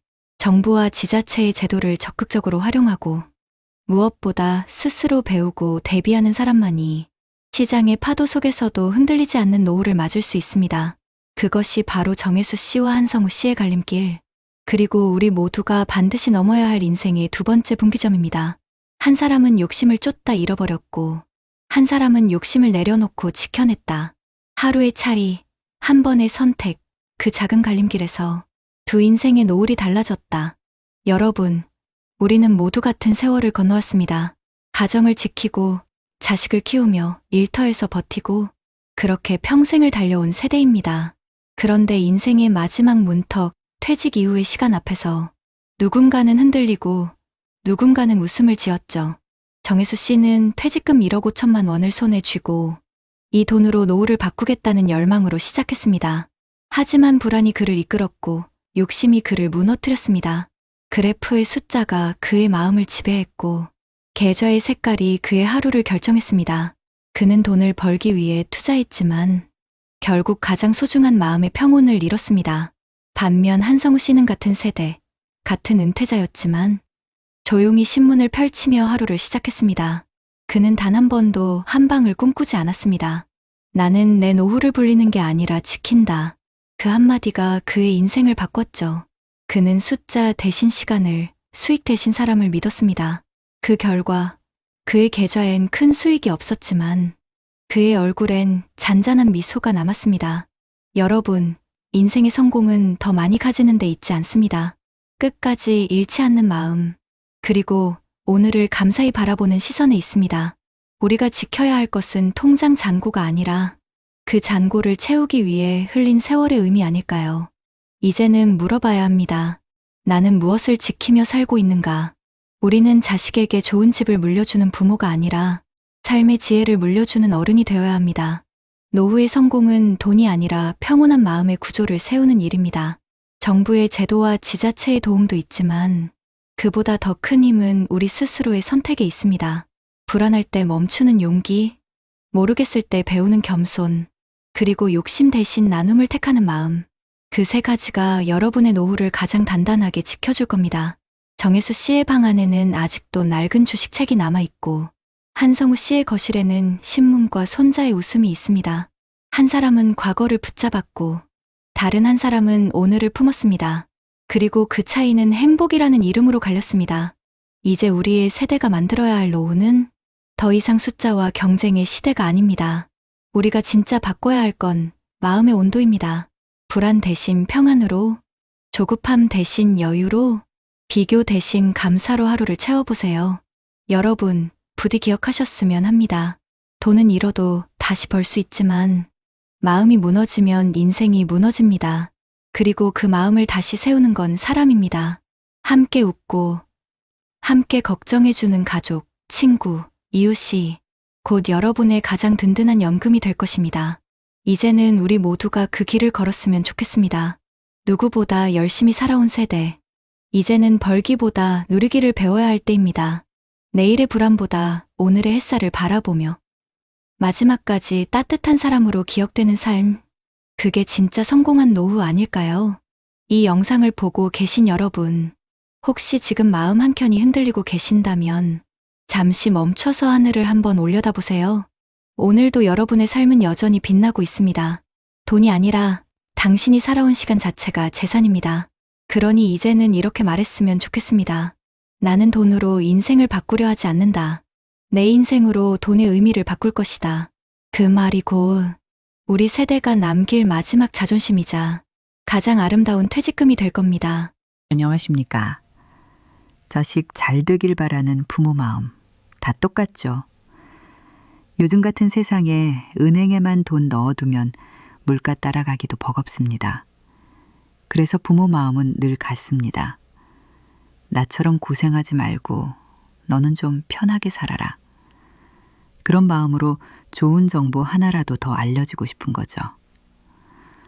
오늘 제가 들려드릴 이야기도 바로 그 선의에서 시작됐습니다.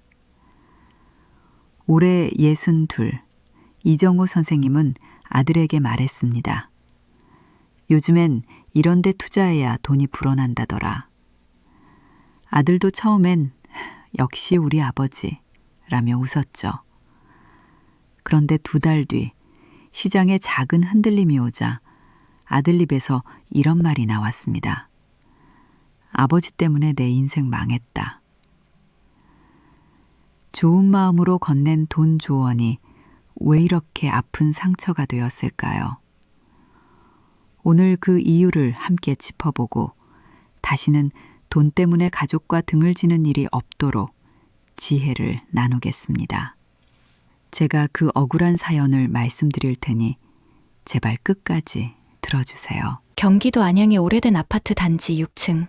창문 옆에 놓인 낡은 브라운관 TV가 여전히 거실 한쪽을 차지하고 있었다. 10수년 전까지만 해도 박준호 씨 가족이 함께 저녁을 먹으며 뉴스와 드라마를 보던 자리였다. 그때만 해도 준호 씨는 가족에게 든든한 가장이었다. 30년 넘게 중소기업에서 부장으로 일하며 누구보다 성실하게 살아왔다. 큰 돈은 아니지만 꼬박꼬박 월급을 받아두고 퇴직할 때는 1억 2천만 원의 퇴직금까지 손에 쥐었다. 아내는 여보, 이젠 좀 쉬어도 돼요. 라며 웃었고 아들 민수는 아빠 이제 주식해야지. 요즘 다들 그렇게 돈 불린대요. 라고 말했었다. 처음엔 웃으며 넘겼다. 나는 그런 거 몰라. 괜히 건드렸다가 속만 썩이지. 그는 늘 예금이 최고라고 믿었다. 그렇게 살아서 집도 장만했고 2자식 대학도 보냈다. 그런데 세상은 너무 빨리 변했다. TV를 켜면 연일 오르는 물가, 떨어지는 원화 가치, 폭등하는 전세금 이야기뿐이었다. 그 낡은 TV는 아직 멀쩡했지만 세상은 완전히 달라져 있었다. 퇴직 후 1년쯤 지나자 준호 씨는 점점 불안해졌다. 예금 이자는 고작 3% 남짓. 은행 직원은 이자도 세금 떼면 거의 남는 게 없습니다. 라며 대출 상품을 권했고 동네 사람들은 하나같이 요즘은 ETF나 미국 주식해야 돼요. 라며 떠들어댔다. 그때부터였다. 그래. 나도 이제 뭔가 배워야 하나? 라는 생각이 마음 한구석에 피어났다. 어느 날 아들 민수가 퇴근 후 맥주잔을 기울이며 말했다.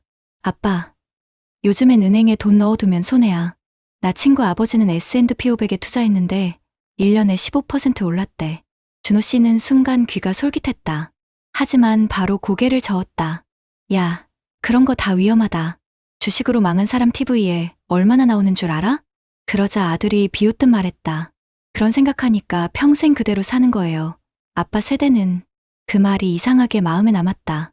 평생 가족을 위해 일했는데 이제는 시대에 뒤떨어진 사람 취급을 받는 기분이었다. 그날 밤 준호 씨는 잠이 오지 않았다.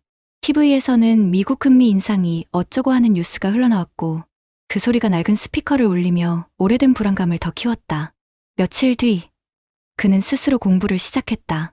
유튜브에서 ETF 기초 강의를 검색하고 노트에 하나하나 적었다. 분산 투자, 지수 추종, S&P 500. 그 단어들이 아직 낯설었지만 왠지 그 속에 가족의 미래가 있을 것 같았다. 그로부터 한 달 뒤 아들 민수가 말했다. 아빠, 이번에 삼성증권 계좌 하나 만들어 드릴게요. 저랑 같이 하면 돼요. 그냥 월급처럼 매달 조금씩 사면 돼요. 그는 결국 마음을 열었다. 그래, 한번 믿어보자. 퇴직금 중 절반 6천만 원을 아들에게 맡겼다. 민수는 ETF를 나눠서 매수했고 처음 며칠 동안은 그래프가 오르내릴 때마다 둘이 함께 휴대폰을 들여다보며 웃었다. 봐요, 아빠, 이게 세상이 바뀐 거라니까요. 그때만 해도 그들의 관계는 돈이 아닌 믿음으로 이어져 있었다. 하지만 2025년 봄 예상치 못한 조정이 왔다. 미국 증시가 한 달 만에 8%가량 급락했다. 환율은 다시 1,400원을 넘겼고 뉴스에서는 글로벌 경기 침체 우려가 쏟아졌다. 휴대폰 속 그래프는 연일 붉게 물들었고 계좌에 찍힌 수익률은 마이너스 10%, 마이너스 12%, 마이너스 15%로 내려갔다. 민수야, 이거 괜찮은 거 맞냐? 괜찮아요, 아빠. 지금은 오히려 기회예요. 떨어질 때 더 사야죠. 아들은 태연했지만 준호 씨는 불안했다. 평생 모은 돈이 눈앞에서 사라지는 것 같았다. 그날 밤, 그는 거실 불을 끄고 오래된 TV를 켰다.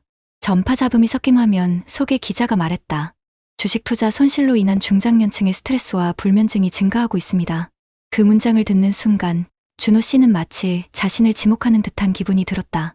손에 쥔 리모컨이 덜덜 떨렸다. 며칠 지나도 시장은 회복되지 않았다. 오히려 더 떨어졌다. 퇴직금의 절반이었던 6천만 원은 어느새 5,200만 원으로 줄었다. 준호 씨는 밥을 먹다 말고 가슴이 쿵 내려앉았다. 이거 진짜 괜찮은 거 맞아? 아빠, 장기 투자라니까요. 지금 팔면 손해예요. 근데 왜 이렇게 계속 빠지냐고. 이거 내가 평생 모은 돈이야. 그날 저녁 처음으로 두 사람의 말다툼이 크게 터졌다. 아내가 중간에서 말렸지만 이미 분위기는 얼어붙었다. 식탁 위에 놓인 밥이 식어갔고 그 옆에 오래된 TV에서는 뉴스 앵커가 덤덤히 말했다. 국내 주식 시장 연일 하락세 지속. 그 밤 준호 씨는 혼자 TV 앞에 앉아 있었다. 화면 속 기자의 얼굴이 흐릿하게 일그러졌다. 그는 손끝으로 TV 위먼지를 털며 자신에게 중얼거렸다. 좋은 마음으로 시작한 건데 내가 뭘 잘못한 걸까? 그의 시선은 멈춰진 화면 속 숫자들 위를 천천히 훑었다. 빨간 그래프, 퇴직금, 그리고 아버지라는 이름. 그 모든 게 뒤엉켜 가슴 한쪽이 묵직하게 내려앉았다. 그날 이후 집안 분위기는 달라졌다. 아들은 퇴근 후 방으로 바로 들어갔고 아내는 말없이 식탁에 밥을 올려놓았다. 준호 씨는 늘 보던 저녁 뉴스도 켜지 않았다. TV는 여전히 거실에 있었지만 더 이상 켜지지 않았다. 그 속엔 그가 믿었던 세상과 잃어버린 평온이 함께 잠들어 있었다. 그날 이후 준호 씨의 집은 유난히 조용했다. 아들은 퇴근하면 방에 들어가 문을 닫았고 아내는 예전처럼 여보, 밥 식어요라는 말 대신 그저 한숨만 쉬었다. 식탁에 앉아도 세 사람의 대화는 없었다. 밥그릇 부딪히는 소리만 공기를 메웠다. 준호 씨는 어느 날 아들 방 앞에서 잠시 멈췄다. 문틈 사이로 컴퓨터 모니터 불빛이 새어나왔다. 그 속에서 들려오는 낮은 한숨. 그리고 이어지는 말. 내 인생 망했어. 그 한마디가 가슴을 깊게 찔렀다. 그는 문을 두드리지 못했다. 손끝이 떨렸다. 이게 내가 원한 거였나? 평생 가족을 위해 돈을 모았고 노후에도 그들을 걱정했는데 결국 아들 입에서 망했다는 말이 나왔다. 그날 밤 그는 다시 오래된 TV를 켰다. 채널은 잡히지 않고 화면은 자글자글한 잡음만 가득했다. 그 잡음이 마치 자신을 비웃는 소리처럼 들렸다. 며칠 후 상황은 더 나빠졌다. 미국 시장이 또 한 번 출렁이면서 수익률은 마이너스 20%로 떨어졌다. 아들은 더 이상 계좌를 보여주지 않았다. 준호 씨는 하루에도 몇 번씩 휴대폰을 들었다 놨다 하며 고민했다. 지금이라도 팔까 아니면 기다려야 하나? 그의 이마에는 식은땀이 맺혔다. 결국 그는 결심했다. 아들에게 말하지 않고 자신이 직접 증권사 앱을 열었다. 매도 버튼 위에 손가락이 멈췄다. 그때 문이 열리며 아들이 들어왔다. 아빠, 뭐 하세요? 순간 놀란 준호 씨는 얼떨결에 화면을 닫았다. 아무것도 아니야. 그냥 봤어. 그러자 아들이 냉정한 목소리로 말했다. 그냥 내버려 두세요. 아빠가 그렇게 불안할 줄 몰랐어요. 불안하긴 누가 불안하대. 이건 내 돈이야. 내 인생이잖아. 그러니까요. 내 인생에 아빠가 이렇게 끼어들 줄 몰랐다고요. 그 말에 준호 씨는 아무 말도 하지 못했다. 그날 밤 아들은 방을 나서며 짐짓 차가운 말투로 말했다. 그냥 팔든 말든 알아서 하세요. 이제부터는 제 일에 신경 끄세요. 그 문이 닫히는 소리가 마음속 어딘가를 찢는 듯 들렸다. 그날 이후 아들은 한동안 집에 들어오지 않았다. 시간은 흘러 어느덧 여름이 되었다. 준호 씨는 식탁 위에 먼지를 털며 방치된 TV 위에 시선을 두었다. 그 위에는 아들이 사준 디지털 셋톱박스가 있었다.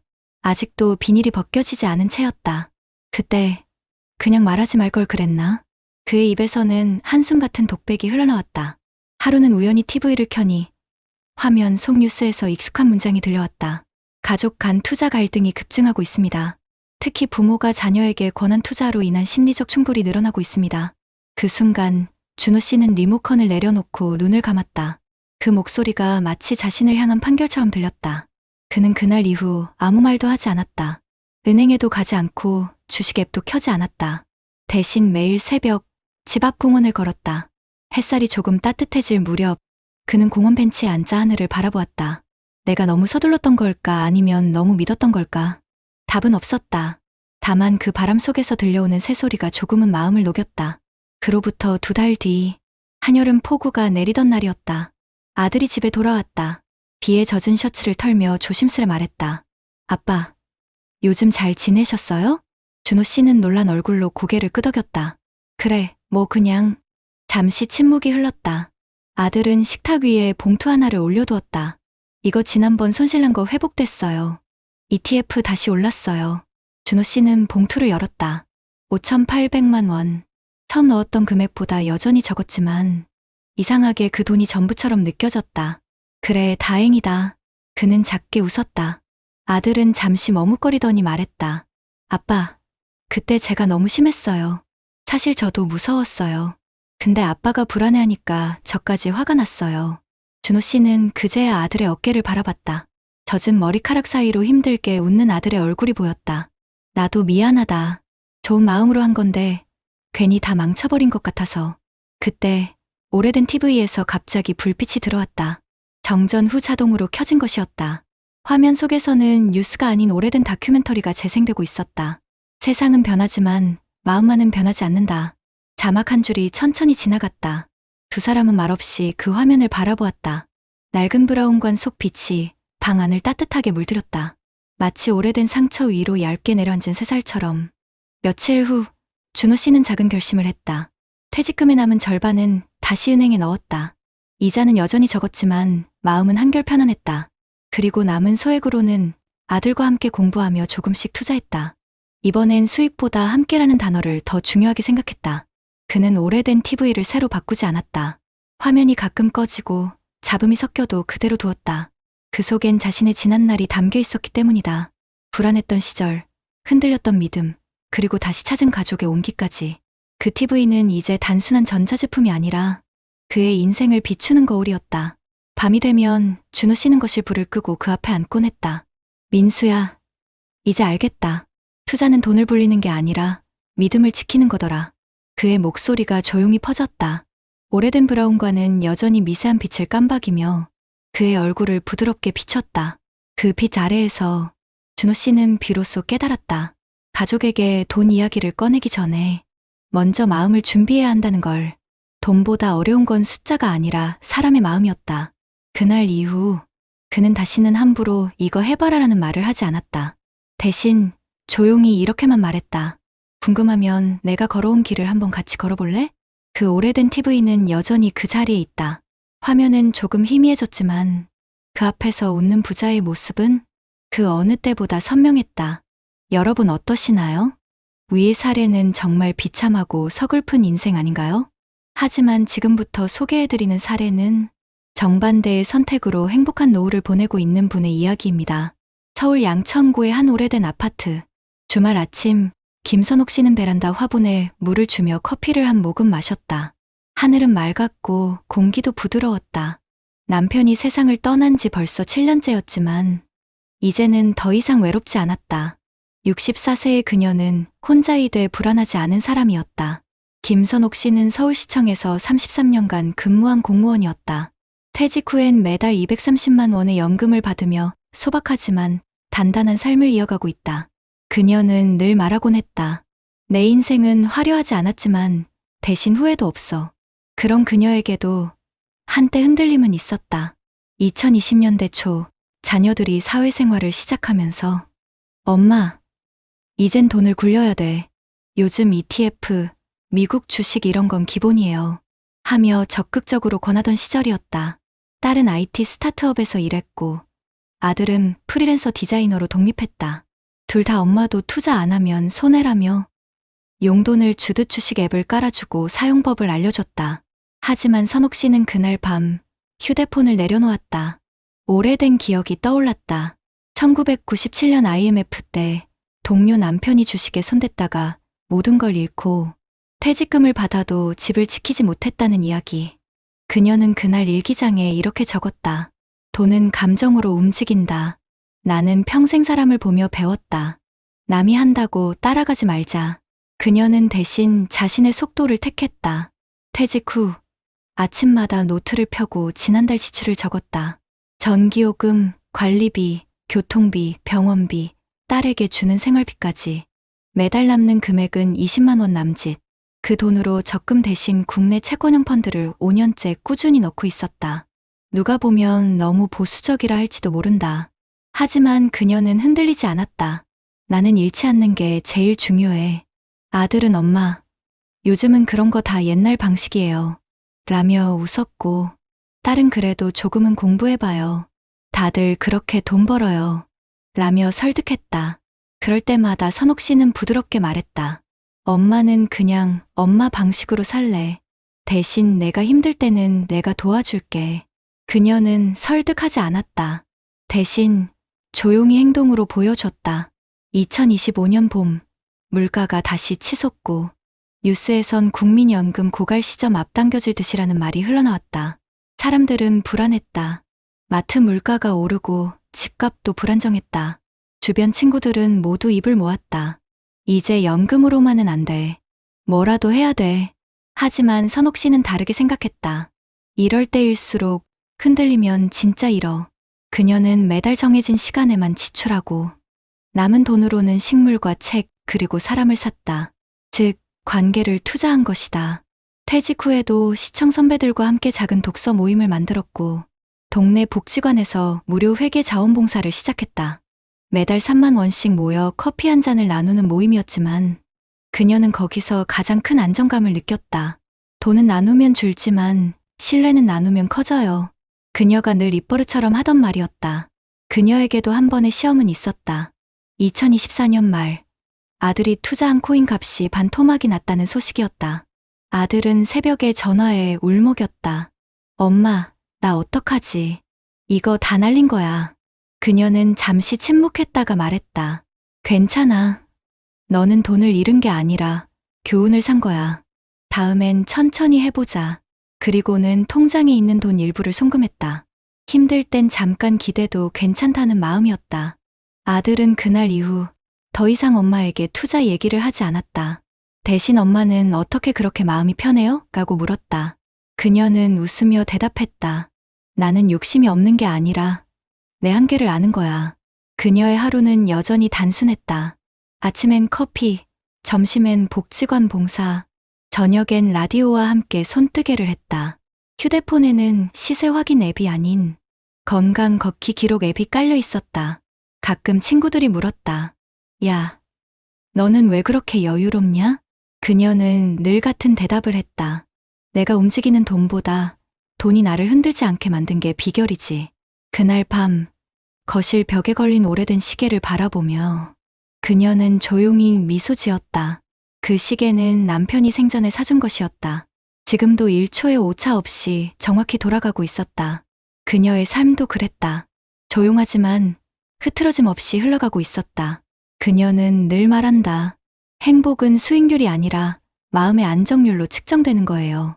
2025년 여름, 전국이 폭염으로 뜨겁던 어느 날, 김선옥 씨는 시청 후배에게서 전화를 받았다. 선배님, 뉴스 봤어요? 미국 주가 또 폭락했대요. 코인도 완전히 박살났대요. 그녀는 잠시 웃으며 말했다. 그래? 나는 잘 몰라. TV를 잘 안 보거든. 그날 오후, 복지관 회계봉사를 마치고 돌아오는 길, 길모퉁이에 있는 카페에서는 사람들이 모여 휴대폰을 들여다보고 있었다. 한숨, 짜증, 그리고 걱정 섞인 목소리들이 이어졌다. 이거 이제 다 망한 거 아니야? 퇴직금 날렸어. 그녀는 그들의 얼굴을 보며 조용히 생각했다. 참 사람 마음은 다 비슷하구나. 돈이 흔들릴 때 마음도 함께 흔들리네. 그녀는 집으로 돌아오자마자 TV를 켰다. 화면에는 개미 투자자들 손실폭 확대라는 자막이 떴다. 그 순간 선옥 씨의 눈길은 벽에 걸린 오래된 시계로 옮겨갔다. 초침은 여전히 일정한 속도로 흘렀다. 그래, 세상은 흔들려도 나는 내 속도로 가면 돼. 그녀는 TV를 끄고 창문을 열었다. 창문 너머로 이웃집 아이들의 웃음소리가 들려왔다. 그 소리가 그 어떤 투자 수익보다 따뜻했다. 며칠 뒤, 딸 혜정이 집에 찾아왔다. 엄마, 나 요즘 너무 힘들어요. 회사에서 구조조정이 있었다고 했다. 퇴직 위로금이 나왔지만 마음이 불안해서 잠을 못 잔다고 했다. 나도 이제 투자라도 해야 하나 싶어. 다들 그걸로 버틴대. 그녀는 딸의 손을 잡고 말했다. 혜정아, 남들이 하는 말보다 너 마음이 편한 걸 먼저 찾아야 돼. 불안한 마음으로 하는 투자는 결국 손해야. 딸은 고개를 숙였다. 근데 엄마는 왜 이렇게 마음이 편해요? 그녀는 웃으며 대답했다.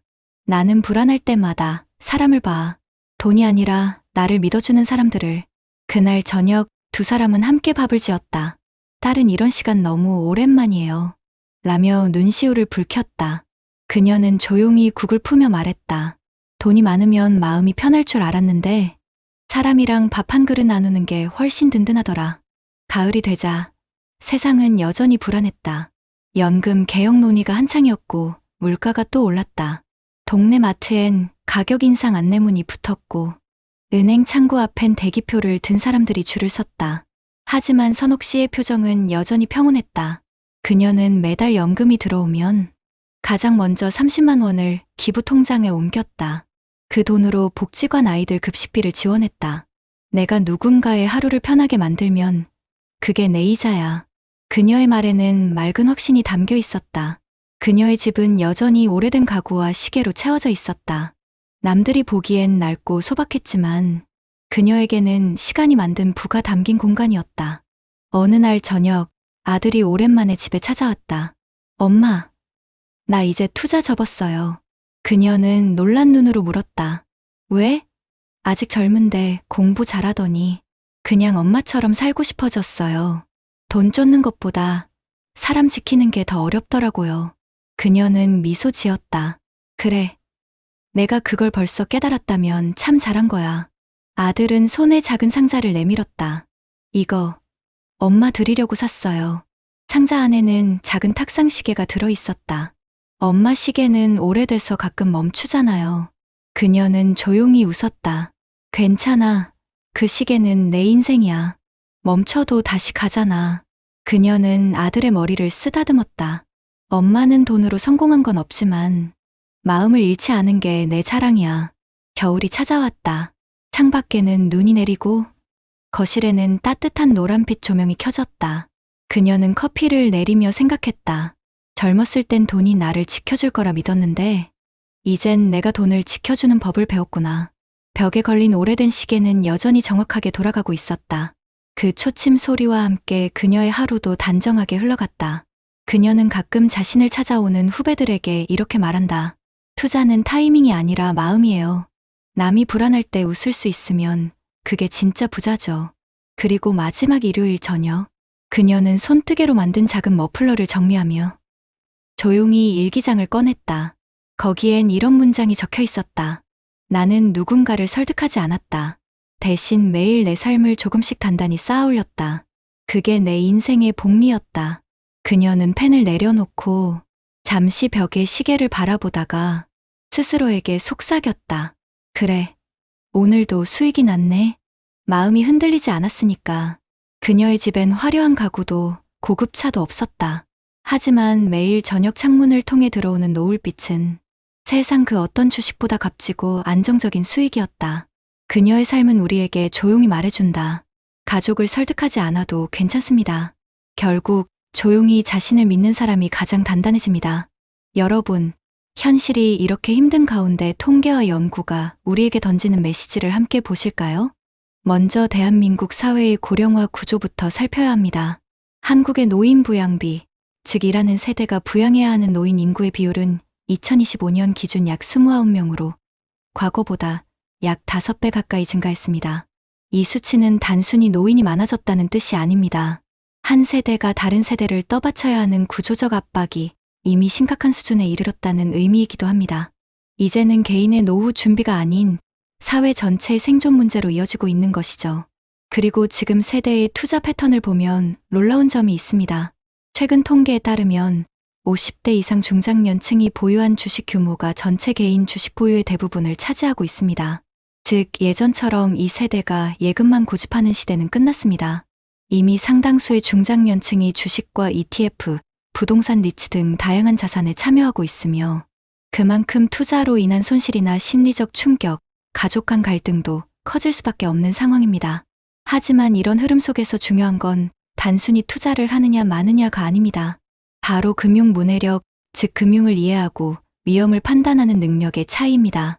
국내외 연구 결과를 보면 금융 문해도가 높은 사람일수록 은퇴 준비가 잘 되어 있고 저축, 연금 이해도 자산 운용 측면에서 더 적극적이고 안정적이라는 결과가 반복적으로 보고되고 있습니다. 반면 금융 문해력이 낮은 사람들은 위험을 과소평가하거나 반대로 지나치게 두려워하는 경향을 보입니다. 결국 정보를 얼마나 알고 있느냐가 아니라 그 정보를 어떻게 이해하느냐가 미래를 결정짓는 셈입니다.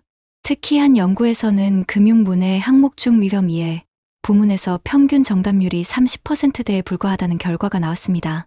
이는 많은 사람들이 여전히 돈의 흐름과 위험 구조를 명확히 인식하지 못한 채 투자 결정을 내린다는 의미입니다. 결국 가족이나 지인에게 투자 조언을 할 때 이러한 정보 격차가 감정의 충돌로 이어지기 쉽다는 걸 보여주는 대목이기도 합니다.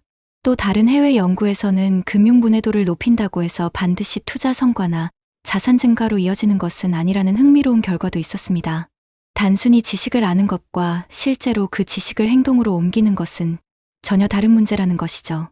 즉, 투자에 대한 이해만으로는 안정된 노후를 만들 수 없으며 마음의 안정과 꾸준한 습관, 신중한 태도가 함께해야 한다는 뜻입니다. 이제 국내 현실을 살펴볼까요? 현재 대한민국의 중장년층은 단순히 투자 불안뿐 아니라 구조적인 소득 감소 문제에도 직면해 있습니다. 한 통계에서는 중장년 자영업자 중 약 70% 이상이 월 소득 100만 원 미만이라고 나옵니다. 이 수치는 일을 해도 버티기 어려운 시대임을 보여주는 상징적인 장면입니다. 물가가 오르고 실질 소득이 줄고 의료비와 생활비가 늘어나면서 이제는 단순히 돈을 버는 게 아니라 돈을 지키는 법을 아는 것이 더욱 중요해졌습니다. 또 다른 연구에서는 한국인의 평균 유효, 은퇴 연령이 70세 전후라는 분석도 나왔습니다. 이는 곧 퇴직 후 약 20년 이상이 경제적으로 불안정한 시기를 보내야 한다는 의미입니다. 길어진 인생, 길어진 은퇴 기간 속에서 투자나 연금만으로 생계를 유지하기엔 한계가 있습니다. 그래서 전문가들은 한결같이 말합니다. 이제 노후는 자산의 크기보다 안정의 지속성이 중요하다. 이와 같은 통계와 연구 결과들이 보여주는 건 분명합니다. 금융 문해력, 경제 구조, 가족 관계, 심리적 안정성, 이 네 가지가 노후의 행복을 결정짓는 핵심 축이라는 것입니다. 투자를 강요하거나 조언으로 설득하려는 세대와 조용히 실천하며 스스로 길을 찾아가는 세대의 차이는 결국 여기에서 비롯됩니다. 지식의 차이가 아니라 태도의 차이, 불안을 쫓느냐, 혹은 마음의 균형을 지키느냐의 차이. 여러분, 지금 이 시대를 살아가는 50대, 60대, 70대에게 필요한 건 더 많은 정보가 아니라 자신의 속도일지도 모릅니다. 빠른 선택보다 올바른 선택, 크게 벌기보다 오래 지키는 힘. 통계가 말하는 건 결국 숫자가 아니라 숫자 뒤에 숨은 사람들의 삶의 이야기입니다. 그리고 그 이야기는 우리 모두가 살아가는 오늘의 현실이기도 합니다. 이렇듯 데이터를 들여다보면 한 가지 사실이 명확해집니다. 조용히 실천하며 자신을 단단히 세운 사람들이 결국 가장 안정적인 노후를 맞이한다는 것. 그들의 공통점은 화려한 수익이 아니라 꾸준한 습관과 명확한 기준이었습니다. 반대로 불안과 조급함에 휘둘린 사람들은 투자뿐 아니라 관계까지 무너지는 경우가 많았습니다. 그 차이는 한순간의 선택에서 시작되었지만 결과는 인생 전체를 바꾸어 놓았습니다. 이제 여러분의 선택만 남았습니다. 돈의 흐름보다 더 중요한 건 마음의 방향입니다. 통계가 그리고 수많은 사람들의 경험이 그것을 증명하고 있습니다. 여러분, 그렇다면 이제 우리가 함께 나아가야 할 길을 이야기해 보겠습니다. 전문가들은 금융분해력 강화와 제도 기반 확충이야말로 가족 간 투자 갈등과 노후 불안을 줄이는 핵심 축이라고 말합니다. 국내에선 이미 정부와 지자체가 지역 주민을 대상으로 한 지역 금융 교육 및 컨설팅 사업을 시작했습니다. 행정안전부는 지역금융 협력 모델 집중관리 사업을 통해 지자체와 금융기관이 연계하여 주민 대상 금융교육을 시행하고 맞춤형 상담도 병행하는 프로그램을 운영하고 있습니다. 또 서민금융진흥원은 지자체 특화 신용대출 보증 사업뿐 아니라 금융상담과 교육, 복지 안내 기능을 지역 기반으로 확대하고 있습니다. 이처럼 정부 지자체가 교육상담, 제도, 연결망 구축을 동시에 가져가려는 움직임이 보입니다. 또한 국내 금융감독원 산하 이 금융교육센터에서는 온라인 금융교육 콘텐츠를 제공하고 있으며 해당 콘텐츠들은 인증 제도를 통해 교육 품질을 관리하고 있기도 합니다. 이처럼 교육과 제도가 결합된 접근은 국내 현실을 고려할 때 매우 의미 있습니다.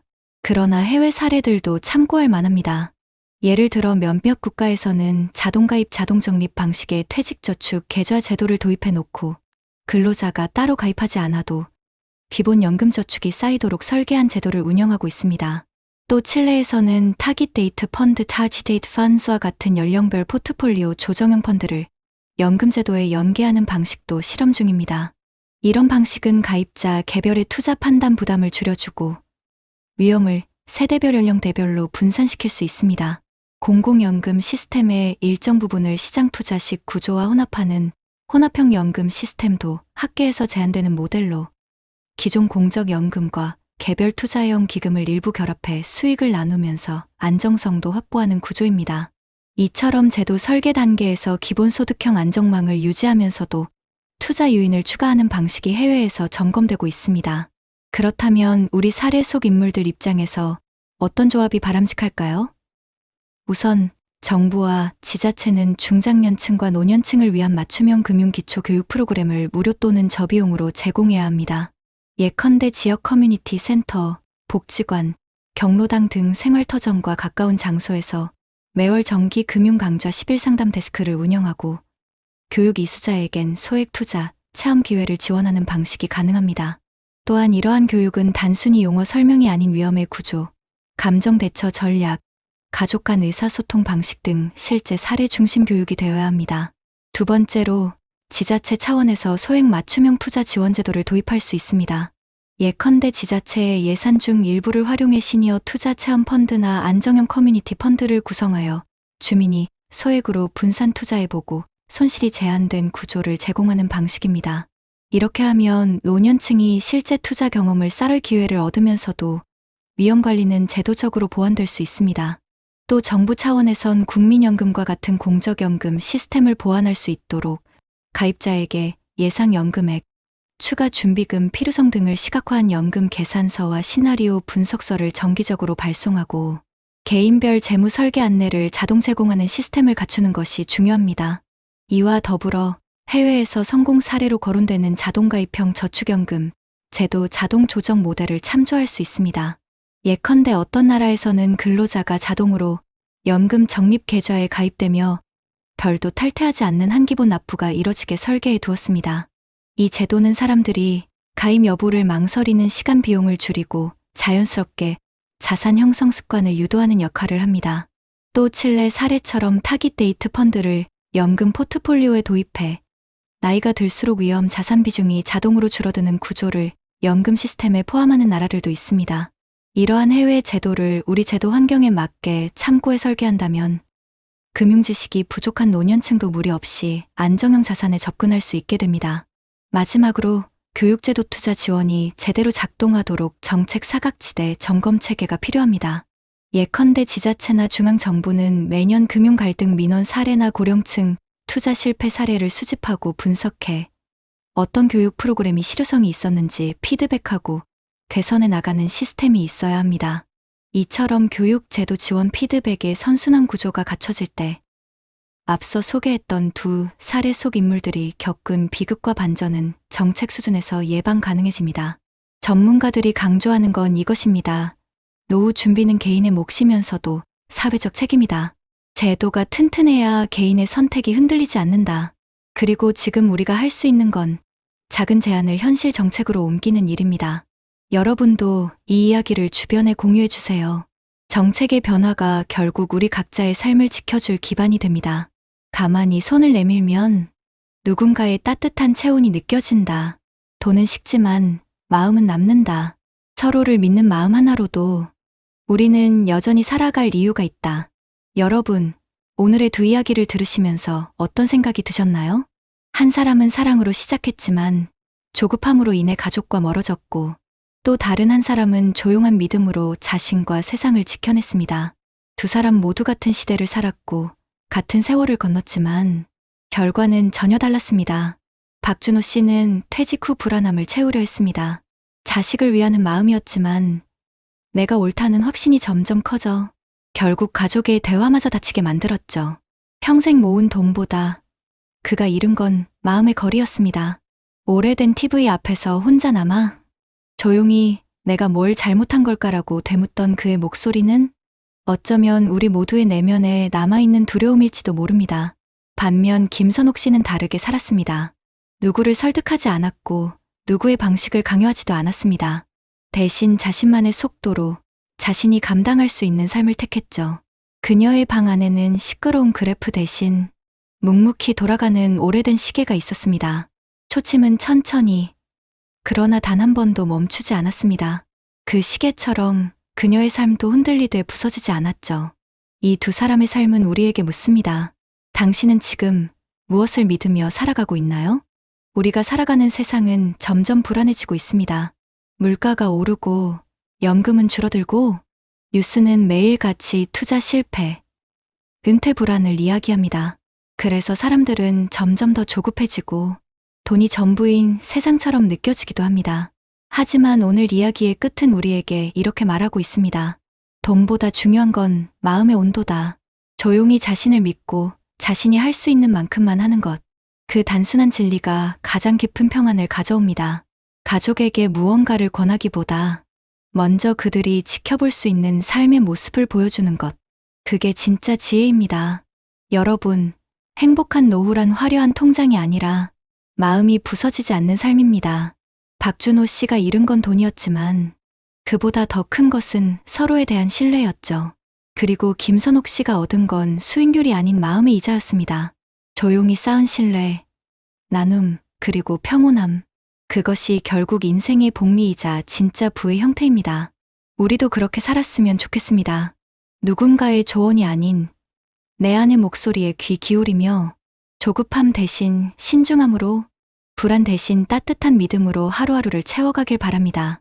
여러분, 혹시 지금도 마음 한켠이 불안하신가요? 이 나이에 다시 시작해도 될까? 내가 너무 뒤처진 건 아닐까? 그런 생각이 들 땐 이 문장을 기억해 주세요. 가만히 멈춰서면 보이는 게 있습니다. 그리고 그 자리에서 다시 걸어가면 인생은 언제든 새로워집니다. 우리는 이미 많은 것을 잃어보았고 또 그만큼 얻어보았습니다. 남은 인생은 남이 정해주는 수익이 아니라 내가 만들어가는 행복의 곡선이어야 합니다. 지금 이 순간부터라도 조용히, 그러나 꾸준히 나 자신을 믿고 걸어가면 됩니다. 그 길 끝엔 반드시 평온이 기다리고 있을 겁니다. 오늘 영상이 여러분께 작은 위로가 되었기를 바랍니다. 돈보다 소중한 것, 가족보다 먼 것이 없는 인생을 살아가길 바랍니다. 그리고 우리 모두 김선옥 씨처럼 조용히 웃을 수 있는 그날을 위해 한 걸음씩 천천히 나아가 보겠습니다. 여러분, 오늘도 수고 많으셨습니다. 당신의 저녁이 따뜻하기를 바랍니다.